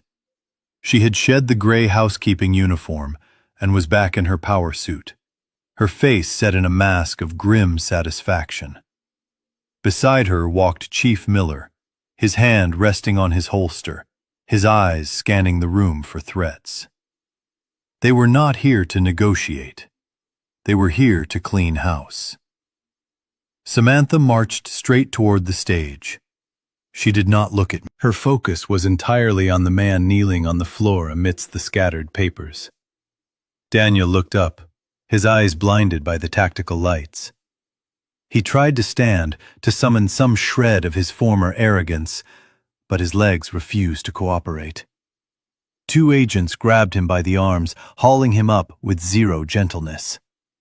"Daniel O'Connor," Samantha said, her voice cutting through the noise like a razor blade. "You are under arrest for wire fraud, embezzlement of pension funds, and conspiracy to commit murder." Daniel began to stammer, spitting out excuses that made no sense. "It was a mistake. I can explain. My father is confused." But the agents did not care about his explanations. They spun him around and slammed him against the podium. The sound of the handcuffs ratcheting shut was a sharp, metallic finality that echoed off the high ceilings. It was the sound of a steel trap snapping onto a wolf's leg. On the other side of the stage, Monica tried to slip into the shadows. She had backed away until she hit the wall, her hands clutching her diamond necklace as if it could protect her. She looked like a trapped animal, her eyes darting between the exits. But there was no escape. Chief Miller stepped in front of her, blocking her path. "Monica O'Connor," he said, his voice deep and rumbling. "We have video evidence of you administering a lethal dose of digoxin to a vulnerable adult. You are under arrest for attempted homicide in the first degree." She screamed. It was a high-pitched, piercing sound of pure denial. "No, you cannot touch me. It was his idea." She pointed a trembling finger at her husband, who was being dragged away. "He made me do it. He said we would lose the money. I am a victim here." Miller just shook his head, pulling her wrists behind her back. "Save it for the judge, lady." The cuffs clicked shut on her silken wrists, binding her to the crime she had thought was perfect. As they led her away, she passed the giant screen where her own image was still frozen, holding the poisoned milk. She looked at it, and then at me, her face twisting into a mask of pure, unadulterated hatred. Near the main exit, a scuffle broke out. A small, balding man with a leather medical bag was trying to push his way through the line of officers, claiming he was just a guest. It was Dr. Blackwood. He was sweating profusely, trying to use his medical license as a shield. "Let me through! I have patients to see!" An officer recognized him from the description. He grabbed Blackwood by the lapels of his expensive coat and shoved him against the door frame. The doctor dropped his bag, and it spilled open, revealing vials of clear liquid and prescription pads. "You are done, doctor," the officer said, spinning him around. "We have your voice on tape. You traded your oath for a payout. Now, you are going to trade your practice for a cell." I stood alone in the center of the whirlwind, watching the dismantling of my family. I saw my son being shoved into the back of a squad car, his tuxedo rumpled, his head hung low. I saw my daughter-in-law kicking and screaming as she was loaded into a separate vehicle. I saw the doctor who had betrayed his profession being led away in irons.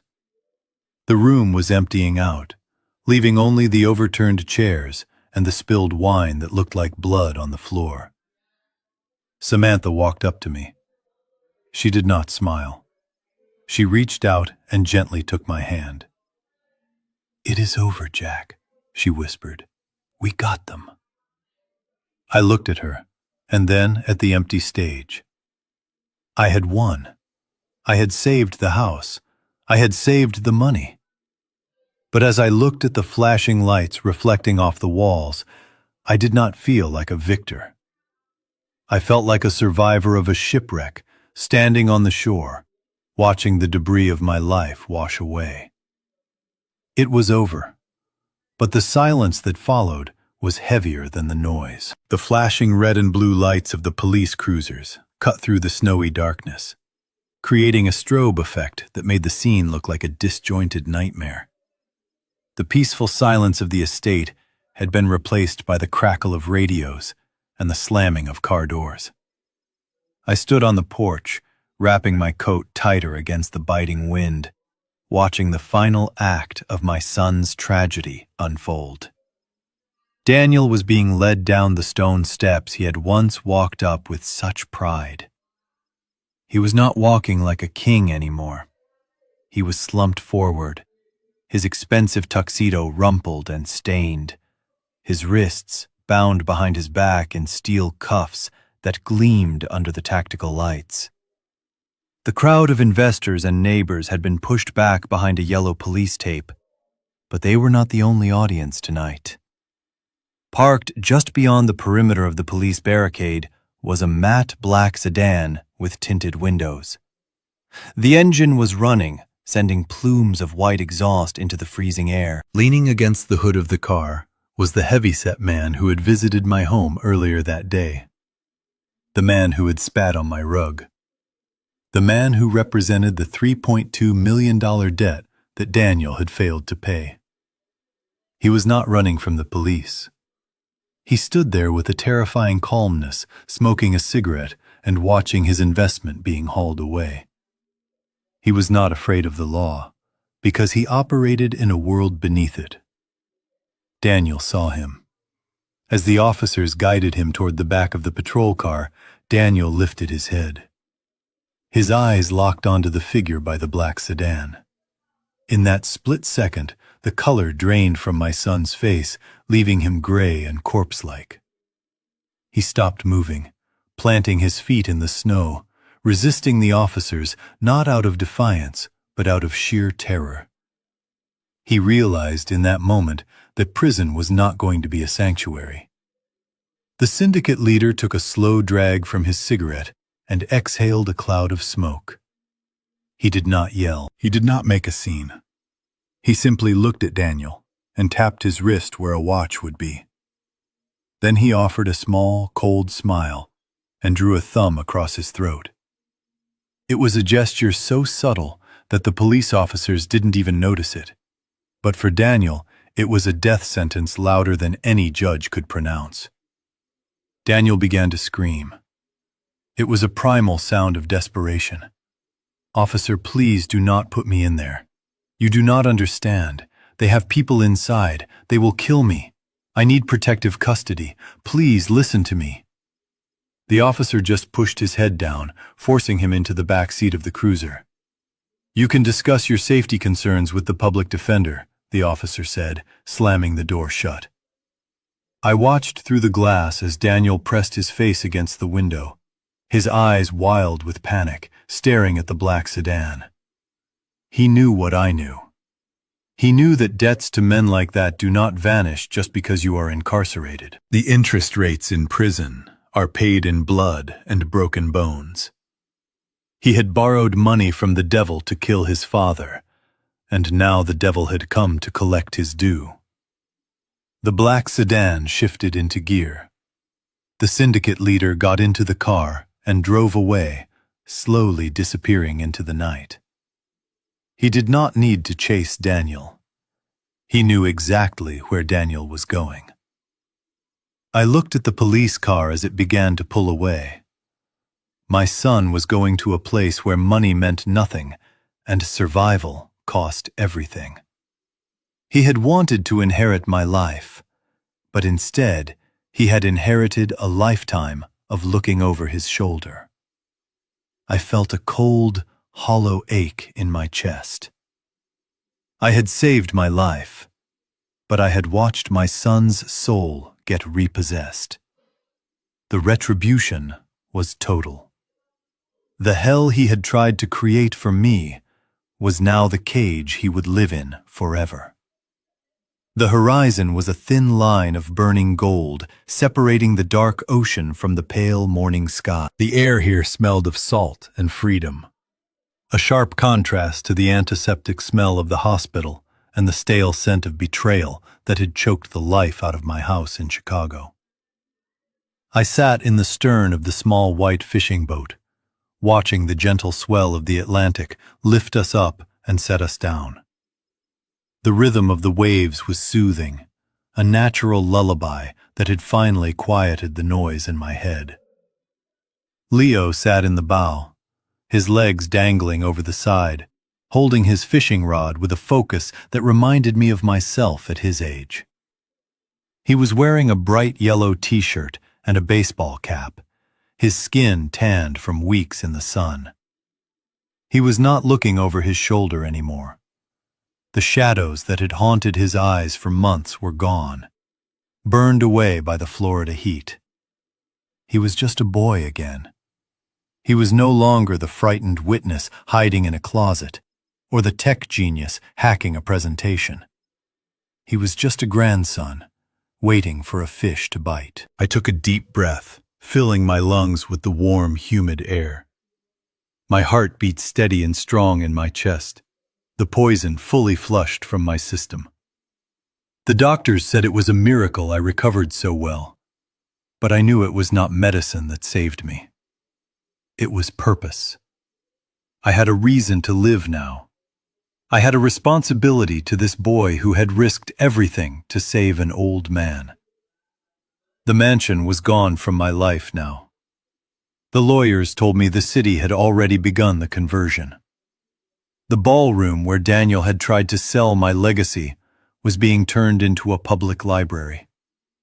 The garden where I had almost died was now filled with children playing tag. I did not miss the marble floors. I did not miss the cold perfection of a life built for show. I had traded a castle full of enemies for a small boat with one true ally, and it was the best deal I had ever made. Grandpa Leo called out, turning to face me, his face splitting into a wide grin as his line tugged tight. "I think I got a big one. It is pulling hard." I moved to help him, my movements fluid and pain-free. I did not need a cane. I did not need a wheelchair. I stood behind him, my hands guiding his small ones on the reel. "Steady, Leo. Do not fight it. Let it run a little, then bring it back." We worked together in perfect silence, the unspoken understanding between us stronger than any words. We reeled in the catch, a shimmering silver snapper splashing in the wake, and Leo let out a whoop of victory that echoed across the water. As we released the fish back into the blue, I put a hand on his shoulder, feeling the solid warmth of life. He looked up at me, his eyes bright and trusting. "We are a good team, Grandpa," he said simply. I smiled, feeling the corners of my eyes crinkle. "Yes, we are, Leo." People tell you that family is blood. They tell you that you have to forgive because of shared DNA. They tell you that obligation is the same thing as love. But they are wrong. I learned the hard way that blood can be poison. Family is not the blood that runs in your veins. It is the blood you are willing to bleed for each other. It is not about who sits at your dinner table at Christmas. It is about who watches your back when the wolves are at the door. I looked at the endless blue horizon and then down at my grandson. We were two survivors on a little boat in the middle of a big ocean. We had lost people we thought we loved, but we had found the truth. Family are not the ones who hurt you. Family are the ones who protect you until the very last breath. I engaged the engine and turned the boat toward the rising sun, ready for whatever new day lay ahead. This story serves as a powerful reminder that true wealth is not measured by the assets we accumulate, but by the loyalty of the people we hold dear. We often mistake shared blood for guaranteed love. But Jackson's journey proves that family is defined by action, not biology. While greed blinded a son to his father's humanity, it was the pure heart of a grandson that recognized the truth. It teaches us to never underestimate the elderly, for wisdom is a formidable weapon, and to realize that the strongest legacies are built on integrity, not inheritance. If this story touched your heart, share it with someone who truly has your back. And never forget to listen to the quiet voices in your life. They might just be the ones saving you.